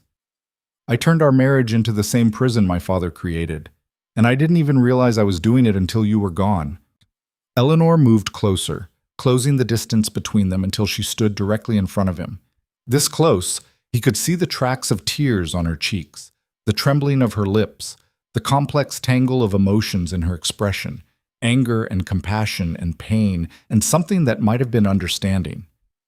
That must have been terrifying, she said quietly, being that child, losing your mother, being punished for grief. It was a long time ago. Was it? Or have you been living in that moment for 25 years, still that frightened boy being taught that love equals death? The observation struck him like a lightning bolt. He had never thought of it that way, that he'd been frozen in time, perpetually defending against a threat that no longer existed, armor that had become a prison. I don't know how to be different, he admitted, the words raw and honest. I don't know how to undo 25 years of conditioning, but I want to try. For you. For us. Not for me, Eleanor said firmly. If you're going to change, Aiden, it has to be for yourself. Because you want to be whole again, want to reclaim the parts of yourself your father stole. I can't be the reason. That's too much weight for any relationship to bear. Then for myself, he agreed, to be the man I might have been if my father hadn't broken something essential in me. Eleanor reached out slowly, telegraphing her movement, giving him time to retreat if he needed to. Her fingers touched his hand. the first deliberate, gentle touch they'd shared in 5 years of marriage. Aiden flinched involuntarily, decades of conditioning screaming at him to pull away, to maintain distance, to protect himself. But he forced himself to stay still, to accept the contact, to feel the warmth of her skin against his. It burned. It terrified him. It felt like standing at the edge of a cliff, knowing that one wrong step would send him plummeting. "Small steps," Eleanor said, as if reading his thoughts. "We don't have to solve everything today. We don't have to undo 5 years of damage in one conversation. But we can start. We can be honest with each other, even when it's painful." Aiden nodded, not trusting his voice. "Come inside," Eleanor said, releasing his hand. "I've made tea. We can sit in the parlor and talk like civilized people. No grand gestures, no dramatic declarations, just two people having a conversation." The cottage's interior was as charming as its exterior. Low-ceilinged rooms with exposed beams, comfortable furniture that showed signs of wear and use, windows that let in generous amounts of light. It felt lived in, loved, real in ways Thornfield Manor never had. Eleanor poured tea with practiced grace, her movements economical and sure. She handed Aiden a cup and settled into a chair across from him, maintaining physical distance even as emotional barriers began to crack. "Tell me about your typical day at Thornfield," she said. "Not the schedule I already know. I want to know what you think about, what you feel during those long hours in your study." It was such a simple question, but Aiden found himself struggling to answer. What did he think about? Numbers, contracts, investments? But beneath that? "Mostly I think about control," he said finally. "About maintaining order, preventing chaos. If every detail is managed, if every variable is accounted for, then nothing can go wrong. Nothing can hurt me. But things still go wrong. Life is inherently chaotic. I know. But the illusion of control is..." He paused, searching for words. "It's all I have. Or all I thought I had." They talked for hours, the afternoon bleeding into evening. Eleanor asked questions about his work, his interests, his thoughts on everything from politics to philosophy. And Aiden, haltingly at first but with increasing fluency, answered honestly. He didn't retreat into formal pleasantries or deflect with business talk. He actually engaged, actually let her see glimpses of the person beneath the Duke's mask. When darkness began to fall, Eleanor lit candles and lamps, filling the cottage with warm, flickering light. "You should go," she said gently. "It's getting late, and we both need time to process this conversation." Aiden didn't want to leave. The cottage felt safe, warm, real in ways Thornfield never had, but he recognized the wisdom in her words. "Tomorrow?" he asked. "May I come back tomorrow?" Eleanor smiled slightly. "Yes, but Aiden, don't come with grand plans or elaborate gestures. Just come as yourself. That's all I'm asking." The ride back to Thornfield felt different than it had that morning. The landscape hadn't changed, but Aiden's perception of it had. The moors no longer seemed hostile, just wild and beautiful in their harshness. The gathering darkness wasn't oppressive, just the natural cycle of day to night. He felt raw, exposed, vulnerable in ways that would have terrified him just days ago. But beneath the fear was something else, something that might have been relief. He had told Eleanor the truth about his past, about his father, about the root of his emotional damage, and she hadn't rejected him, hadn't condemned him. She'd listened, understood, and given him another chance to prove himself. The next morning, Aiden woke before dawn with a clarity of purpose he'd never experienced before. He dressed simply. No formal tailcoat, no elaborate cravat, just simple riding clothes. He skipped his usual elaborate breakfast in favor of coffee and toast in the kitchen, shocking the staff by actually sitting at their table and exchanging pleasantries. Mrs. Holloway watched him with barely concealed amazement. "Your Grace, are you quite well?" "I'm trying to be," Aiden said honestly. "Mrs. Holloway, I owe you an apology. You acted out of concern for Eleanor, and I punished you for it. That was wrong of me." The housekeeper's eyes widened. "Your Grace, You were right. About everything. I was a terrible husband. Eleanor deserved better. You tried to protect her from my coldness, and I should have thanked you for it, not condemned you." Mrs. Holloway's stern face crumpled. "I never meant to cause trouble. I just couldn't bear to watch her suffer anymore." "I know." And I'm grateful you cared enough about her to risk your position to help her. Aiden set down his cup. I'm going to try to be better, to be the husband she deserves. I don't know if I'll succeed, but I'm going to try. Then you have my support, Your Grace. Whatever you need. The words meant more than Aiden would have expected. Mrs. Holloway's approval, the softening in her expression, it felt like a small victory, a first step toward becoming someone worthy of redemption. He rode to Meadowbrook Cottage as the sun crested the horizon, painting the sky in shades of gold and pink. Eleanor was already awake, working in her garden, her dress simple and her hair in a practical braid. "You're early," she observed, looking up from the herbs she was trimming. "I couldn't sleep. I kept thinking about yesterday, about our conversation, about how much time I've wasted being afraid." Eleanor set down her gardening shears and brushed dirt from her hands. "Come, walk with me. There's a path through the woods I want to show you." They walked in companionable silence at first, following a narrow trail through towering oaks and maples. The morning was cool and crisp, autumn well established in the changing leaves and the scent of earth and decay. "I used to come here as a child," Eleanor said, "when things at home were difficult, when my father was gambling away our fortune, when my mother was crying behind closed doors, I would escape to these woods. They felt safe, honest. Trees don't pretend to be something they're not. Unlike people." "Unlike people," she agreed. "We spend so much energy maintaining facades, protecting ourselves from vulnerability. But what if that protection costs us more than the vulnerability would?" It was the central question of Aiden's life, stated more clearly than he'd ever managed to articulate it himself. "I'm beginning to understand that," he said. "The walls I built to keep pain out also kept everything else out. Joy, connection, love. I locked it all away to protect myself, and I ended up more damaged than if I'd simply allowed myself to feel." They emerged from the woods into a clearing where a small stream bubbled over smooth stones. Eleanor settled on a fallen log, and Aiden joined her, carefully maintaining a respectful distance. "Tell me something," Eleanor said.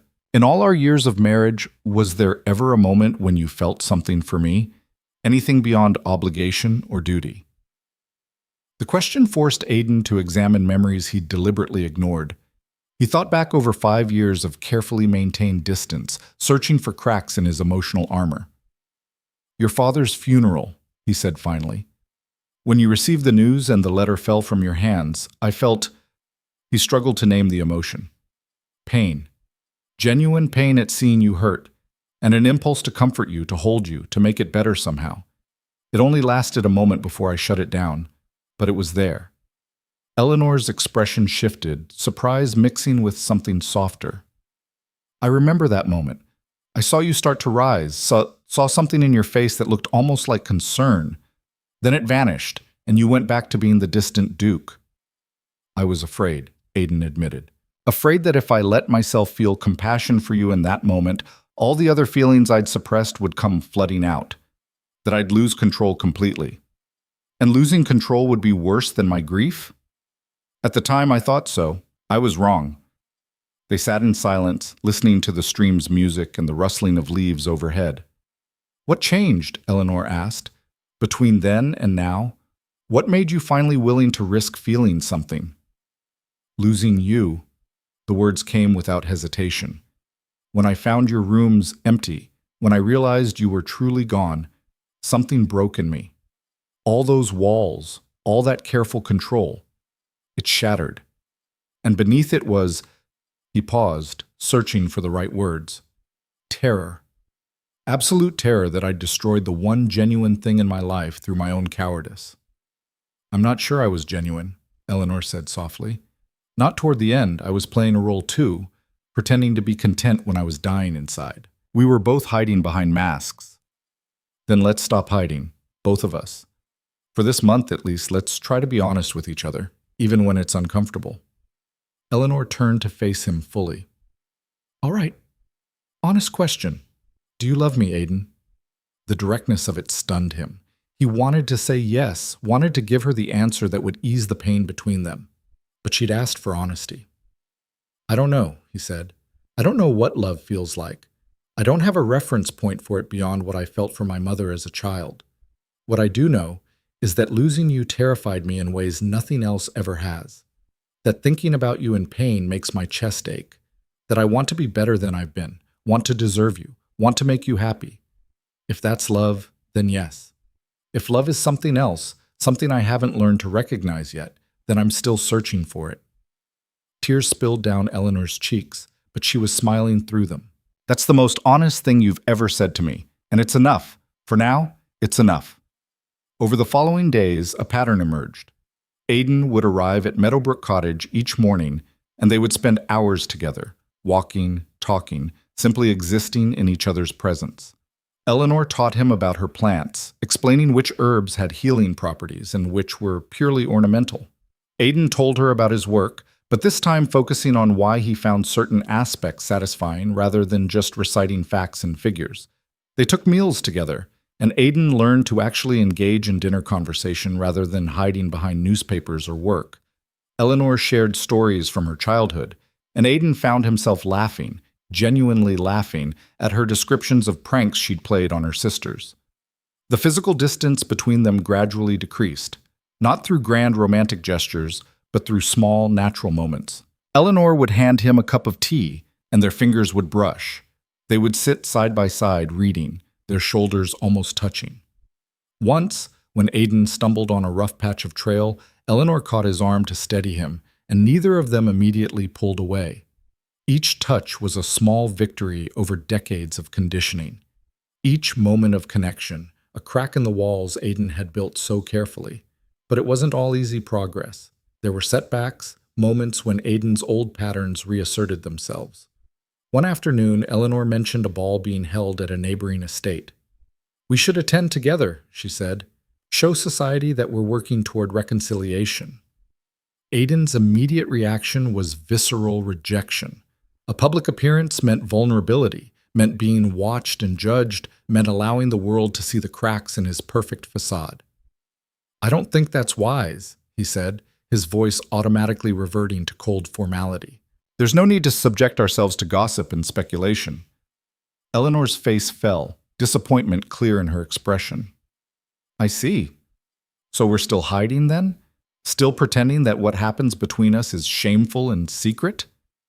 "That's not what I meant, isn't it?" She stood abruptly, moving to the window.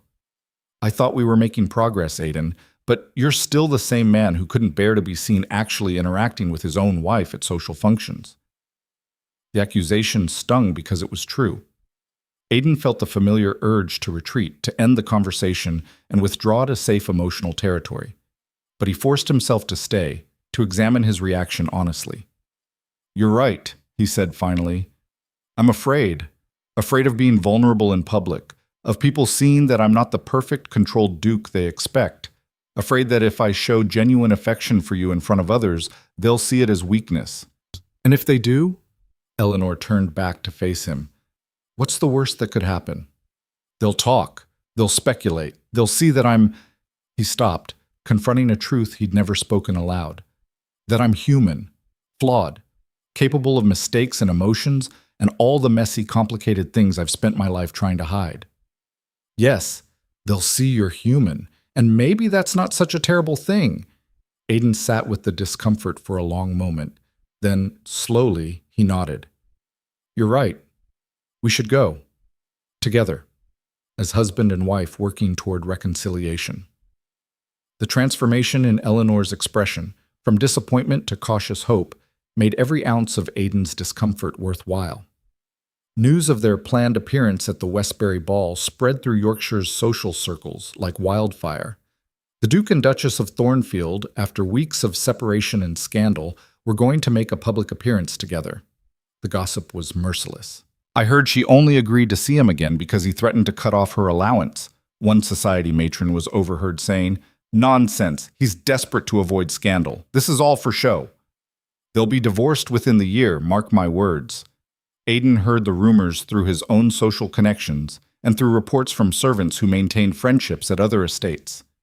Each piece of gossip made his jaw clench with fury, not at the gossips themselves, but at himself for creating a situation that invited such speculation. The night of the ball arrived with surprising speed. Aiden dressed with unusual care, choosing his most elegant but least ostentatious evening wear. When he arrived at Meadowbrook Cottage to collect Eleanor, his breath caught in his throat. She wore a gown of deep sapphire blue, elegant and sophisticated without being overly ornate. Her hair was dressed in an intricate style that highlighted her graceful neck. She looked every inch the Duchess, but there was something different about her, a confidence, a strength that hadn't been there when she lived at Thornfield Manor. "You look beautiful," Aiden said, the words feeling inadequate but genuine. "Thank you." Eleanor accepted the compliment with a small smile. "Are you ready for this?" "It won't be easy. People will stare, they'll whisper, they'll judge everything we say and do." "Let them," Aiden said, surprising himself with the conviction in his voice. "Let them see that I'm trying to be better, that we're working towards something real instead of maintaining a polite fiction." The carriage ride to Westbury Hall was quiet, but not uncomfortable. Eleanor's hand rested on the seat between them, and halfway through the journey, Aiden reached out and took it. She startled slightly, then her fingers curled around his, squeezing gently. The gesture was small, simple, but it felt monumental. They arrived at the ball holding hands, something they'd never done in 5 years of marriage. The reaction was immediate and visible. Conversation stopped mid-sentence as they entered the ballroom. Heads turned, fans fluttered as women whispered behind them, men exchanged significant glances. Aiden felt the weight of their scrutiny like a physical pressure. Every instinct screamed at him to retreat, to let go of Eleanor's hand, to revert to cold formality. But he forced himself to maintain the connection, to stand beside his wife with his hand in hers, declaring to everyone present that things had changed. Lady Westbury, their hostess, approached with barely concealed curiosity. "Your Graces, what a delight to see you both, together!" The emphasis on the last word made her meaning clear. "Lady Westbury," Eleanor curtsied gracefully. "Thank you for the invitation. Your ballroom looks magnificent." "Yes, well, we do try." Lady Westbury's eyes darted between them, searching for cracks in their united front. "I must say, I'm surprised to see you back in Yorkshire, Your Grace. There were rumors you'd taken up permanent residence with your brother." "Rumors are often exaggerated," Eleanor said smoothly. "I was visiting family, nothing more." Of course. But Lady Westbury's expression suggested she didn't believe a word of it. The evening proceeded with painful slowness. Aiden and Eleanor made their way through the crowd, greeting acquaintances, making polite conversation, all while acutely aware of the whispers following in their wake. But something unexpected happened. After the initial shock wore off, some people began approaching them with what seemed like genuine warmth. Lord Hastings, one of Aiden's business associates, clapped him on the shoulder. "Good to see you, Thornfield. And Your Grace," he nodded to Eleanor, "you look radiant. Marriage clearly agrees with you." Lady Catherine, Eleanor's old school friend, pulled her aside for a quick embrace. "I'm so glad you came. You look happier than I've seen you in years." Even Magistrate Pemberton, who had been prepared to prosecute Aiden for emotional cruelty, approached with a respectful nod. "Your Graces, I'm pleased to see you've resolved your difficulties privately." The first real test came when the dancing began. Traditionally, Aiden had avoided dancing with Eleanor at social functions, claiming his skills were poor or that he needed to discuss business with other men. But tonight, when the orchestra struck up a waltz, he turned to Eleanor and extended his hand. "May I have this dance?" Eleanor's eyes widened in surprise. "You don't have to. I want to." They moved on to the dance floor, and Aiden placed his hand at Eleanor's waist, another simple gesture that felt revolutionary. They began to waltz, and Aiden discovered that he'd forgotten how gracefully Eleanor moved, how perfectly she fit in his arms. "Everyone's staring," Eleanor murmured. "Let them stare. Let them see that I'm not ashamed to dance with my own wife." As they swept across the floor, Aiden caught glimpses of the reactions around them. Some looked skeptical, others hopeful, a few openly romantic. But gradually, other couples joined them on the dance floor, and the intense scrutiny began to dissipate. "You're doing well," Eleanor said softly. "I know how difficult this is for you. It's getting easier, and you're worth the discomfort." When the waltz ended, they didn't immediately separate. They stood together on the dance floor, Aiden's hand still at Eleanor's waist, her hand still on his shoulder. The moment stretched, intimate despite the crowd around them. Then Lord Ravenscroft appeared, his expression calculated and cold.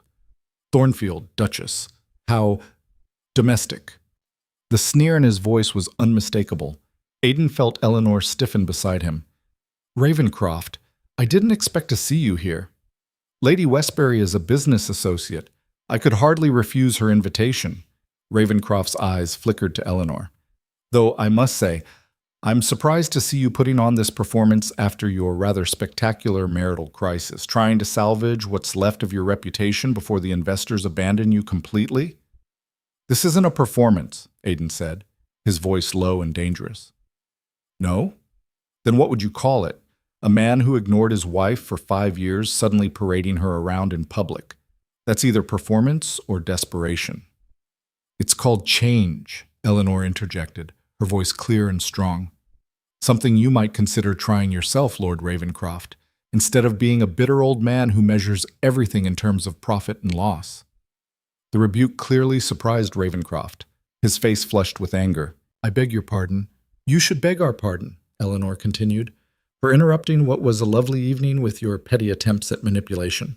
My husband may have made mistakes in our marriage, but at least he's attempting to rectify them. What have you done to improve yourself, my lord, besides calculating ways to profit from others' misfortunes? A small crowd had gathered, drawn by the confrontation. Ravenscroft looked around, clearly uncomfortable with the public nature of his humiliation. This conversation is beneath me, he said stiffly. Then, by all means, remove yourself from it, Eleanor replied sweetly. Ravenscroft stalked away, and the crowd dispersed with appreciative murmurs.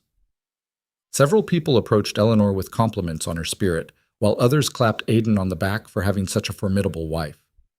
Later, in the carriage returning to Meadowbrook, Eleanor let out a long breath. Can't believe I did that. I've never spoken to someone like that in public before. You were magnificent, Aiden said honestly. I should have defended you like that years ago, should have stood up to people like Ravenscroft when they made dismissive comments about marriage and wives. You're defending me now. That's what matters. When they arrived at the cottage, Aiden helped Eleanor down from the carriage. For a moment, they stood together in the moonlight, neither quite ready to say goodnight. Thank you, Eleanor said, for tonight, for trying, for being willing to be uncomfortable for my sake. For our sake, Aiden corrected. This isn't just about making you happy, Eleanor. It's about both of us building something real together.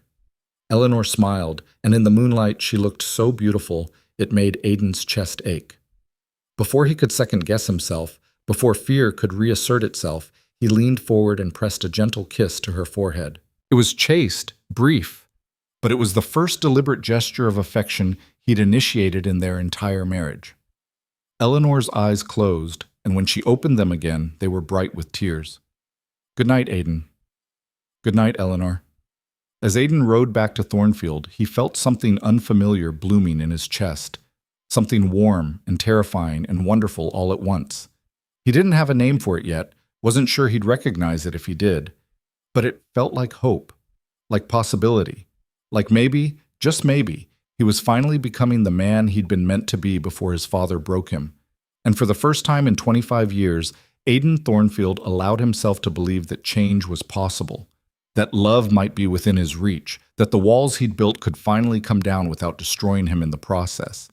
The journey was far from over, but tonight, for the first time, he could see where it might lead. The weeks that followed the Westbury Ball brought a transformation to both Aiden and Eleanor that neither could have anticipated. The dam had broken, and with it came a flood of genuine connection that rewrote everything they thought they knew about their marriage. Aiden found himself arriving at Meadowbrook Cottage earlier each day, sometimes before Eleanor had even finished breakfast. They would sit together in the small dining room, sharing toast and jam while discussing everything from politics to poetry. Aiden discovered that Eleanor had sharp opinions about parliamentary reform and agricultural innovation, topics they'd never discussed in 5 years because he'd never bothered to ask. One morning, as autumn deepened into the first hints of winter, Eleanor looked up from her tea with an expression of concern. You look exhausted, Aiden. Are you sleeping? Not well, he admitted. Thornfield Manor feels too large, too empty. I find myself wandering the halls at night thinking about He paused, uncertain how to finish. About what? About how much time I wasted. How many moments we could have shared if I hadn't been so determined to keep everyone at arm's length. He set down his cup. The house feels haunted, but not by ghosts, by all the conversations we never had, all the warmth that should have filled those rooms but never did. Eleanor reached across the table and took his hand, a gesture that had become more natural with each passing day. You can't change the past, Aiden. You can only choose how you move forward. I know, but sometimes the weight of regret is overwhelming. Then let's make new memories. Good ones. The kind that will haunt those halls with warmth instead of coldness. It was a promise and a challenge, and Aiden accepted it wholeheartedly. They began spending entire days together, not just mornings. Eleanor showed Aiden her favorite reading spots in the cottage library, and he found himself genuinely interested in the novels she loved, romantic stories about connection and redemption that would have made him scoff a month ago but now felt relevant, meaningful. He told her about his business ventures, but this time inviting her input rather than simply reciting facts. Eleanor surprised him with her shrewd observations about investment risks and market trends. You have a mind for this, Aiden said admiringly during one such conversation. Why didn't you ever express interest before? I tried, Eleanor reminded him gently. You told me business was no concern of mine and that I should focus on household management. The memory stung, another reminder of how thoroughly he'd dismissed her. I was a fool. Your insights are valuable, Eleanor. I should have recognized that years ago. Well, you're recognizing it now. That's what matters. The physical intimacy between them grew as well, though slowly, carefully. Aiden would take Eleanor's arm as they walked through the woods. She would lean against his shoulder as they sat reading by the fire. Once, caught in a sudden rainstorm during a walk, they had run laughing back to the cottage and stood in the entryway dripping wet, and Aiden had brushed a strand of wet hair from Eleanor's face with a tenderness that surprised them both. But there were still moments of struggle, times when Aiden's old patterns reasserted themselves. 3 weeks into their reconciliation, Lord Ravenscroft made one final attempt at manipulation. He sent a letter to Thornfield Manor, marked urgent, outlining the consortium's formal withdrawal from the railway investment unless Aiden could provide assurance of his emotional stability and sound judgment. Aiden read the letter in Eleanor's cottage parlor, his hands shaking with barely controlled rage. They want a medical certificate, he said, his voice tight. They want me to submit to examination by a physician who will attest that my recent erratic behavior hasn't compromised my mental faculties. Eleanor looked up from her sewing. That's outrageous. You're one of the shrewdest businessmen in Yorkshire. Your judgment has never been sounder. They're using my attempt at emotional growth as evidence of instability, claiming that a man who changes his fundamental nature must be unreliable, potentially unstable. What are you going to do?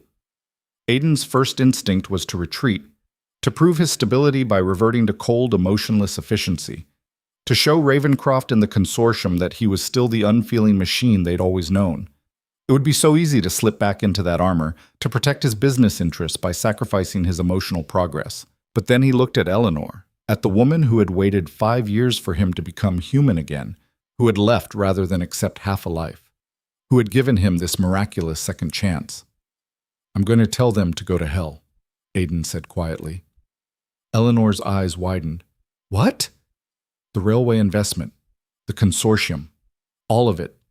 If they can't respect that I'm trying to be better, trying to build a real marriage instead of maintaining a convenient fiction, then I don't want their money or their partnership. He stood, pacing to the window. I've spent my entire life prioritizing business over everything else, over happiness, over connection, over you. I won't do it anymore. Aiden, this is a significant financial commitment. You could lose. I know what I could lose, and it doesn't matter, not compared to what I already almost lost. He turned back to face her. You're more important than any business venture. Our marriage is more important than my reputation in financial circles. And if Ravenscroft and his vultures can't understand that, then they're not partners I want anyway. Eleanor set down her sewing, tears streaming down her face. Do you mean that? Every word. She crossed the room to him, and for the first time she initiated an embrace, Her arms went around his waist, her head resting against his chest, and Aiden wrapped his arms around her, holding her close. They stood like that for a long moment, and Aiden marveled at how right it felt, how natural, how utterly different from the careful distance they'd maintained for 5 years. "I'm proud of you," Eleanor whispered against his chest. So incredibly proud. Aiden wrote his response to Ravencroft that very afternoon, with Eleanor reading over his shoulder and offering suggestions. The letter was brief and devastating. "Lord Ravencroft, I acknowledge receipt of your ultimatum regarding the Railway Consortium. I hereby formally withdraw from the investment entirely. You and your associates have made clear that you value emotional sterility over sound judgment, appearances over substance. I prefer to conduct business with people who recognize that a man's ability to grow and change is a strength, not a weakness. I wish you well in your future endeavors. Duke Aiden Thornfield." Sending the letter felt like jumping off a cliff.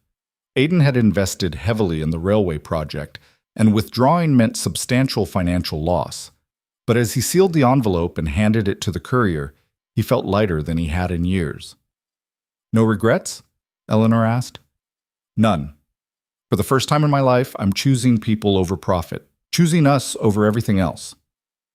Word of Aiden's withdrawal from the Railway Consortium spread quickly through Yorkshire's business and social circles. The reactions were mixed and intense. Some saw it as financial suicide. "Thornfield's gone soft," businessmen muttered in their clubs, letting his wife's feelings compromise his judgment. "Mark my words, he'll be ruined within 5 years." Others saw it differently. Lord Hastings, who had always respected Aiden's business acumen, sought him out at his club. "Thornfield, I heard about the railway situation. I want you to know you made the right choice." Aiden looked up from his brandy in surprise. "Did I?" Ravencroft's consortium was toxic. They've been making increasingly risky decisions, overextending themselves.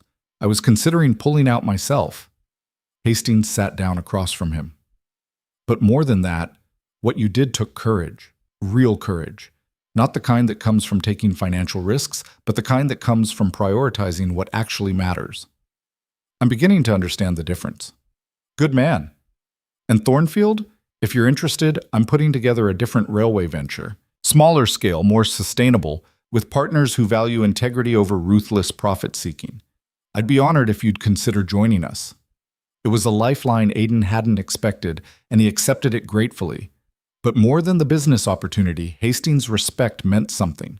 It was validation that changing, growing, choosing emotional health over cold efficiency wasn't weakness. It was strength. The month that Eleanor had stipulated was drawing to a close. 4 weeks had passed since she'd given Aiden his chance to prove himself, and the transformation in both of them was undeniable. But neither had explicitly discussed what would happen next, whether Eleanor would return to Thornfield Manor, or if their reconciliation would take some other form. On the evening of the 28th day, Aiden arrived at Meadowbrook Cottage to find Eleanor waiting for him in the parlor, her expression serious. "We need to talk," she said, and Aiden's heart seized with fear. "Of course." He sat across from her, his hands clasped tightly to keep them from shaking. "The month is nearly over. We need to decide what comes next." "I know." Eleanor took a deep breath. "You've changed, Aiden. Truly, fundamentally changed. You've been honest with me, vulnerable with me, present with me in ways I never dreamed possible. You've prioritized our relationship over business, over reputation, over everything you once held dear." "But," Aiden could hear the unspoken word hanging in the air. "But I'm afraid," Eleanor admitted. "Afraid that if I come back to Thornfield Manor, we'll slip back into old patterns. That the house itself, with all its history and coldness, will undo the progress we've made here." Aiden had considered this possibility himself. Thornfield Manor was a monument to his father's cruelty and his own emotional isolation. Could they truly build a new life there, or would the ghosts of the past overwhelm them?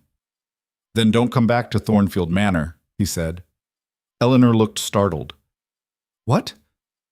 "I've been thinking about this. Thornfield Manor is my prison as much as it was yours. It's where my father brutalized me, where I learned to be cold and unfeeling, where I spent 5 years making you miserable through my emotional absence. He leaned forward, earnest and intense. What if we started fresh somewhere else? Aiden, you can't just abandon Thornfield Manor. It's your ancestral home, your primary estate. It's a building, stone and mortar and terrible memories. Yes, there are practical considerations. The tenants, the estate management, but those can be handled. I could install a competent steward, visit periodically for business. But live there? Make it our home? I think it would destroy everything we've built. Eleanor's eyes were wide with surprise. You'd really do that? Leave Thornfield? For you? For us? In a heartbeat. Aiden reached across the space between them and took both her hands. I love this cottage, Eleanor. I love how it feels warm and lived in and real. I love the low ceilings and the creaky floors and the garden you've cultivated. I love that there are no ghosts here except good ones. Your mother's memory, your childhood happiness. What if we made this our primary residence? It's so small compared to Thornfield Manor. It's perfect. We don't need dozens of rooms we never use and corridors that echo with emptiness. We need a home, a real home. And this place, he looked around the cozy parlor with its comfortable furniture and cheerful fire. This place already feels more like home than Thornfield ever did. Tears spilled down Eleanor's cheeks. You'd really do this? Give up everything you've known? I'm not giving up anything. I'm choosing something better. Choosing you, choosing us, choosing a life built on warmth and connection instead of cold isolation. His grip on her hands tightened. Eleanor, I love you. I don't know when it happened. Maybe it was always there, buried under layers of fear and conditioning. But I love you. Not because I'm supposed to, not because it's convenient, but because you're the bravest, kindest, most remarkable person I've ever known. Because you saw something worth saving in me when I'd given up on myself. Because you make me want to be better than I ever thought I could be. It was the first time he'd said those words, and they tumbled out with clumsy honesty rather than practiced eloquence. But they were real, true, torn from the deepest part of himself. Eleanor pulled her hands from his, and for one terrible moment, Aiden thought he'd said too much, pushed too hard. But then she was moving toward him, crossing the distance between their chairs. And she was in his arms, kissing him with a passion that took his breath away. It was their first real kiss, not the chaste peck at their wedding, not the formal brushes of lips at public functions, but a genuine expression of love and desire and years of longing finally unleashed. When they finally broke apart, both breathless, Eleanor was crying and laughing simultaneously. I love you too, she said. I've loved you for so long, even when I hated you, even when I was leaving you. I've loved you and hoped for you and wanted you to love me back so desperately it hurt. I'm sorry I made you wait so long. Sorry I was so afraid of feeling anything that I nearly destroyed us both. You're here now. That's what matters. You chose to change, chose to grow, chose us over everything else. And yes, she pulled back to look him in the eyes. Yes, I'll stay. Yes, we'll make Meadowbrook our home. Yes to all of it.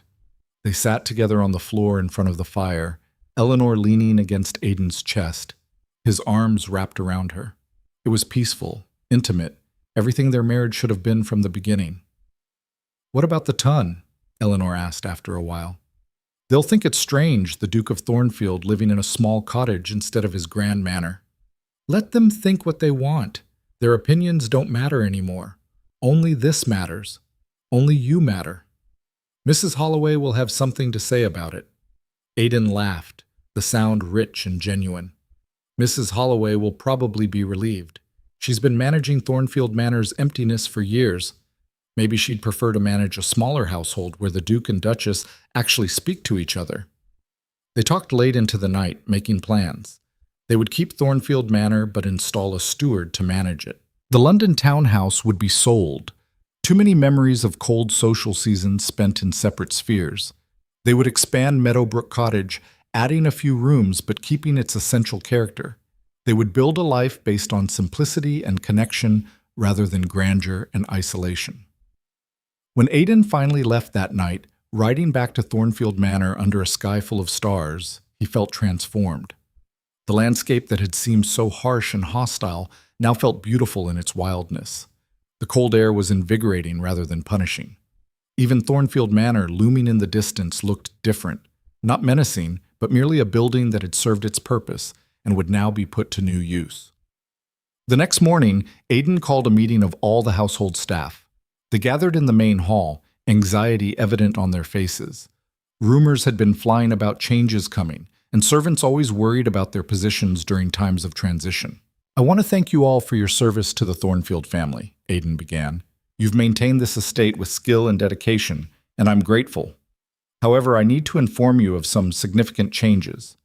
He could see fear flashing across faces, fear of dismissal, of losing positions they'd held for years. "The Duchess and I will be making Meadowbrook Cottage our primary residence. Thornfield Manor will be maintained by a much smaller staff, a steward, a few groundskeepers, and basic household servants. Those who wish to remain in service here will be reassigned accordingly, with no loss of wages.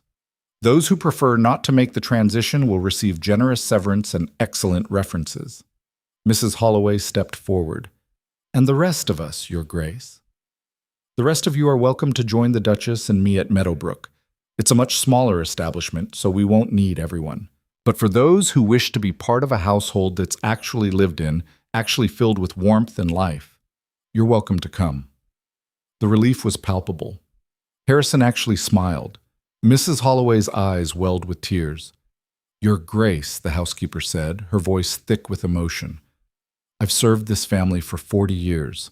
I watched you grow up in this cold, terrible house, and I watched you nearly become the same kind of monster your father was. Not cruel, perhaps, but just as isolated, just as incapable of human connection. Mrs. Holloway, let me finish. I testified to that magistrate because I couldn't bear to watch Lady Eleanor suffer anymore. I thought I was betraying you, but I'd do it again in a heartbeat if it meant saving that girl from a lifetime of loneliness." She drew herself up to her full height. "But you've changed, Your Grace. You've become the man your mother would have wanted you to be, and I'd be honored to serve you and Her Grace at Meadowbrook Cottage, if you'll have me." "Of course we'll have you. We'd be lost without you." The household erupted in relieved chatter. Several servants immediately volunteered for Meadowbrook, while others opted for reassignment at Thornfield or accepted the generous severance. It was handled smoothly, professionally, with mutual respect on all sides. But the real transformation came that evening, when Aiden rode to Meadowbrook to tell Eleanor the news and found her brother Charles waiting at the cottage. Aiden's first instinct was defensive.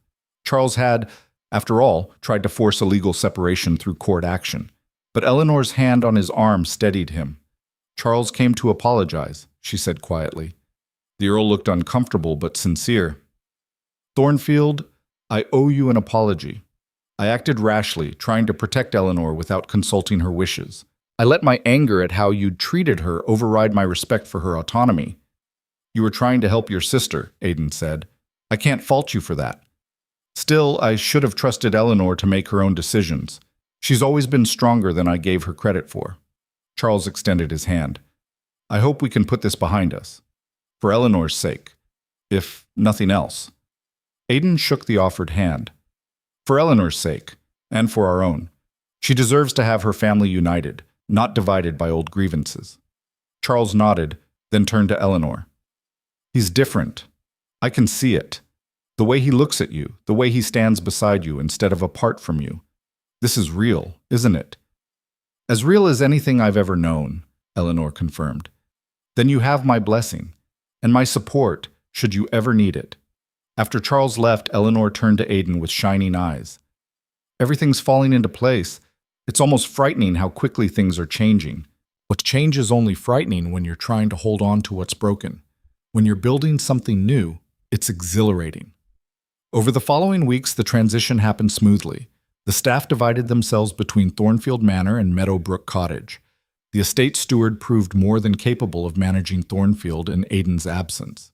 The railway investment with Lord Hastings proceeded successfully, vindicating Aiden's decision to leave Ravencroft's consortium. And through it all, Aiden and Eleanor grew closer, building the foundation of a real marriage. They discovered shared interests they'd never known existed. Both loved early morning walks, though Eleanor preferred the woods while Aiden favored the moors. So they alternated, each learning to appreciate the other's favorite landscapes. They both enjoyed reading aloud to each other in the evenings. They both had strong opinions about agricultural reform and found they could debate policy for hours without rancor. They also learned each other's vulnerabilities and pain points. Eleanor confessed her fear that she wasn't enough, that Aiden would eventually regret choosing her over his grand lifestyle. Aiden confessed his ongoing struggle with his father's voice in his head, telling him that emotions were weakness, that love would destroy him. But they faced these fears together, supporting each other through moments of doubt and insecurity. The first real test came on a freezing November night, 6 weeks after Eleanor had given Aiden his second chance. Aiden woke from a nightmare, his father's voice echoing in his ears, the phantom pain of old beatings making him gasp for breath. Eleanor heard him and came to his room. They still maintained separate bedrooms, though the doors between them were now always open. She found him sitting on the edge of his bed, shaking, his face pale. "Aiden, what is it?" "Nothing, just a dream. Go back to sleep." But Eleanor didn't leave. She sat beside him, took his hand, and waited. "He was beating me," Aiden said finally. "My father, in the dream, telling me I was weak, that loving you would destroy me, that I should cut out every soft feeling before it killed me like it killed my mother." "Your father was wrong," Eleanor said firmly. "Love didn't kill your mother. Illness did, and love won't destroy you. It's the only thing that can save you." "I know that intellectually, but in my gut, in the places where his lessons took root," Aiden's voice broke. "Sometimes I'm still that terrified boy, afraid to feel anything because the pain of the beating will come." "Then we'll face that fear together. Every time the voice comes, every time you doubt, we'll face it together." Eleanor wrapped her arms around him, and Aiden clung to her, letting himself be vulnerable, letting himself be comforted. It was a turning point. After that night, Aiden stopped hiding his struggles. When he felt the old patterns trying to reassert themselves, he told Eleanor instead of retreating into cold silence. When fear threatened to overwhelm him, he reached for her instead of building walls. And slowly, painfully, wonderfully, he healed. Winter settled over Yorkshire with particular fierceness that year. Snow blanketed the countryside, and Meadowbrook Cottage became a warm haven against the cold. Aiden and Eleanor spent their evenings before the fire, sometimes talking, sometimes reading, sometimes simply existing in comfortable silence. On Christmas Eve, Aiden presented Eleanor with a gift. Not jewelry or expensive trinkets, but something far more meaningful. He handed her a leather-bound journal, its pages filled with his handwriting. "What is this?" Eleanor asked, opening it curiously.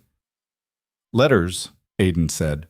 "All the things I should have said to you over the past 5 years, but didn't. I've been writing them for weeks, trying to fill in all the empty spaces where I should have been present, but wasn't." Eleanor read the first entry, dated to their wedding day.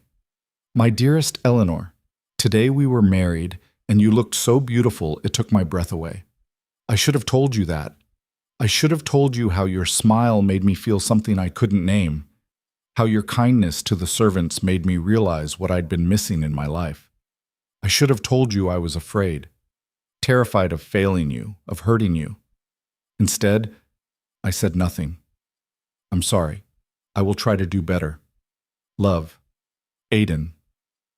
Tears streamed down Eleanor's face as she flipped through the journal, finding entries for birthdays he'd ignored, for the anniversary of her father's death when he'd been coldly formal instead of comforting, for 1,000 small moments when his silence had hurt her. "This must have taken you weeks," she whispered. "Months, actually. I started writing the day you agreed to give me a second chance. Every time I remembered a moment where I failed you, I wrote what I should have said, what I would say now if I could go back." Eleanor set down the journal and threw her arms around Aiden's neck. "It's the most beautiful gift anyone has ever given me. Not because it's elaborate or expensive, but because it's real, because it shows you understand what we lost and what we're building." They made love that night for the first time in their marriage. Not a dutiful coupling to produce an heir, but a genuine expression of love and desire, and years of longing finally fulfilled. Afterward, lying in each other's arms, Aiden felt a completeness he'd never experienced before. "I never knew it could be like this," he said quietly. "I never knew connection could feel so right, so natural." "Neither did I," Eleanor admitted. "I hoped, but I never knew for certain until now. As winter turned to spring, life at Meadowbrook Cottage settled into a comfortable rhythm. The household ran smoothly under Mrs. Holloway's efficient management.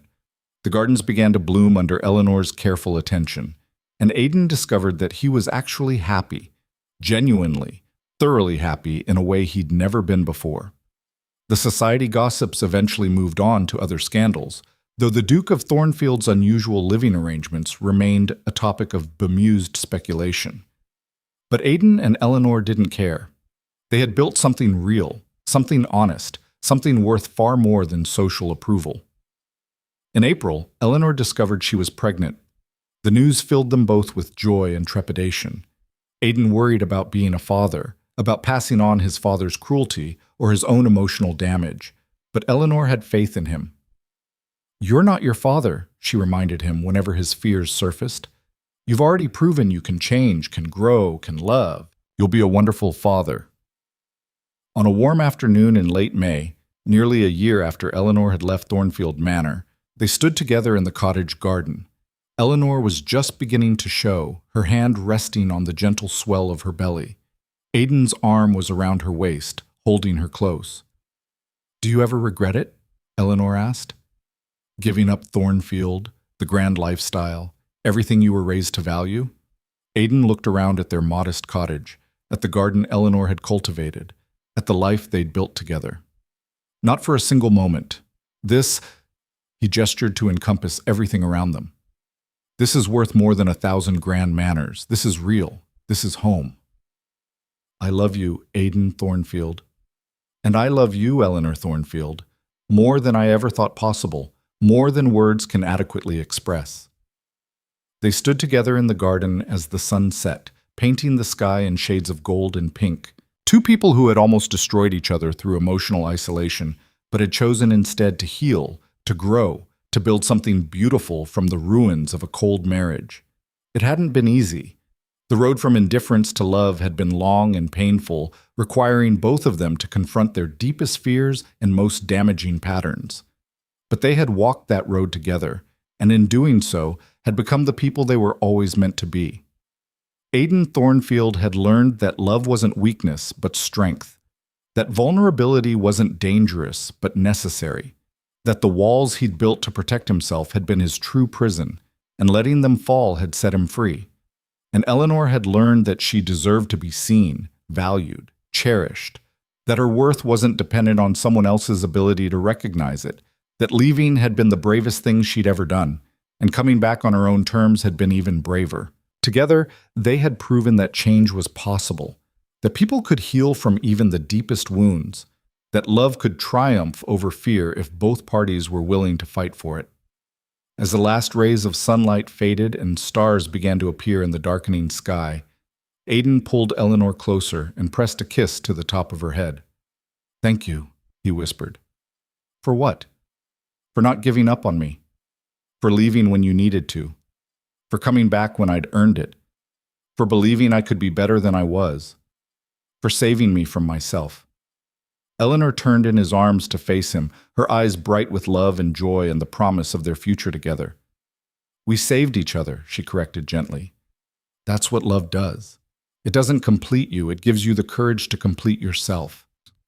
And there, in their small garden under a sky full of stars, the Duke and Duchess of Thornfield, no longer strangers bound by obligation, but partners united by choice, held each other close and looked forward to the life they would build together.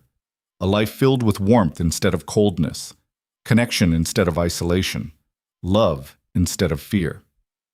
The cold union had become something warm, something real, something worth fighting for. And that made all the difference.